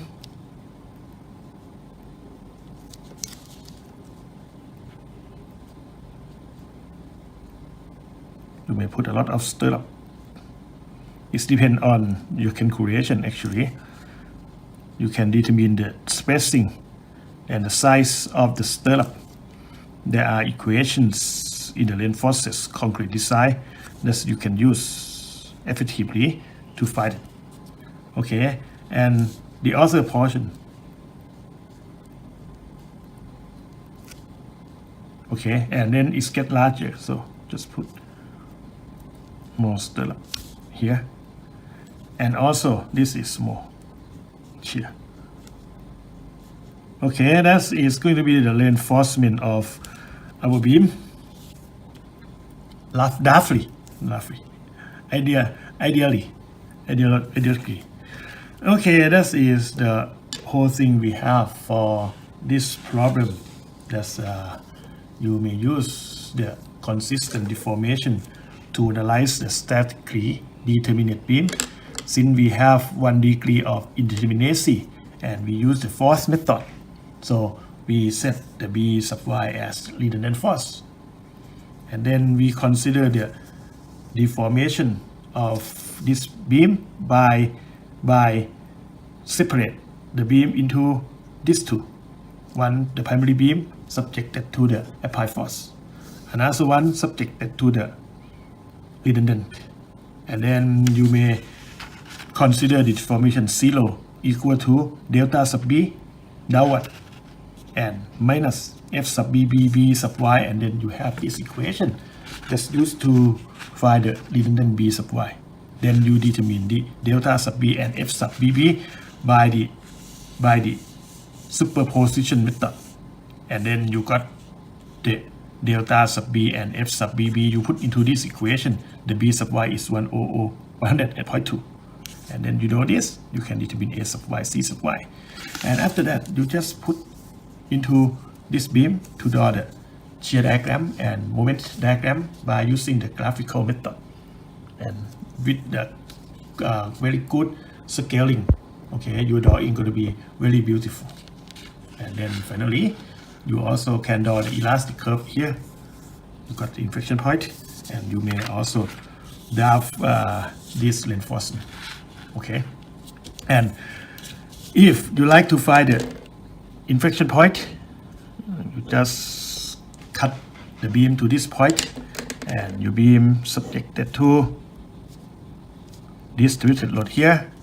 And if you remember, we have the force here of 17.03 kilonewton, okay, and we this one is x.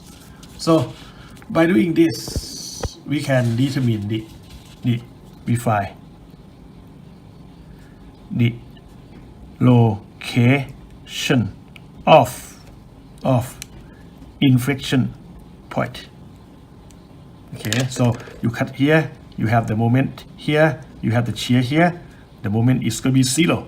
So if you summation of the moment equal to 0 here, this shear have no effect, right? So you put this one as the positive, so m this way. This one going to be 4x, and this one going to be x over 2, so it's going to be plus 4x times x over 2, and it's gonna equal to this one 17.03 times x. So this cut into 2 and x cut. So you may have x equal to 17.03 divided by 2, and you may have this one for 8.515 meter. This one 8.515 meter. So you have this, okay, at 8.515 meter from here. And for this one, you also can find, okay, you have the reaction here of 37.33, sorry, 37.77 kilonewton. And you also have this 4 kilonewton per meter, 4 kilonewton per meter. And at the median, you have 15 kilonewton. Okay, again, the moment here gonna be 0.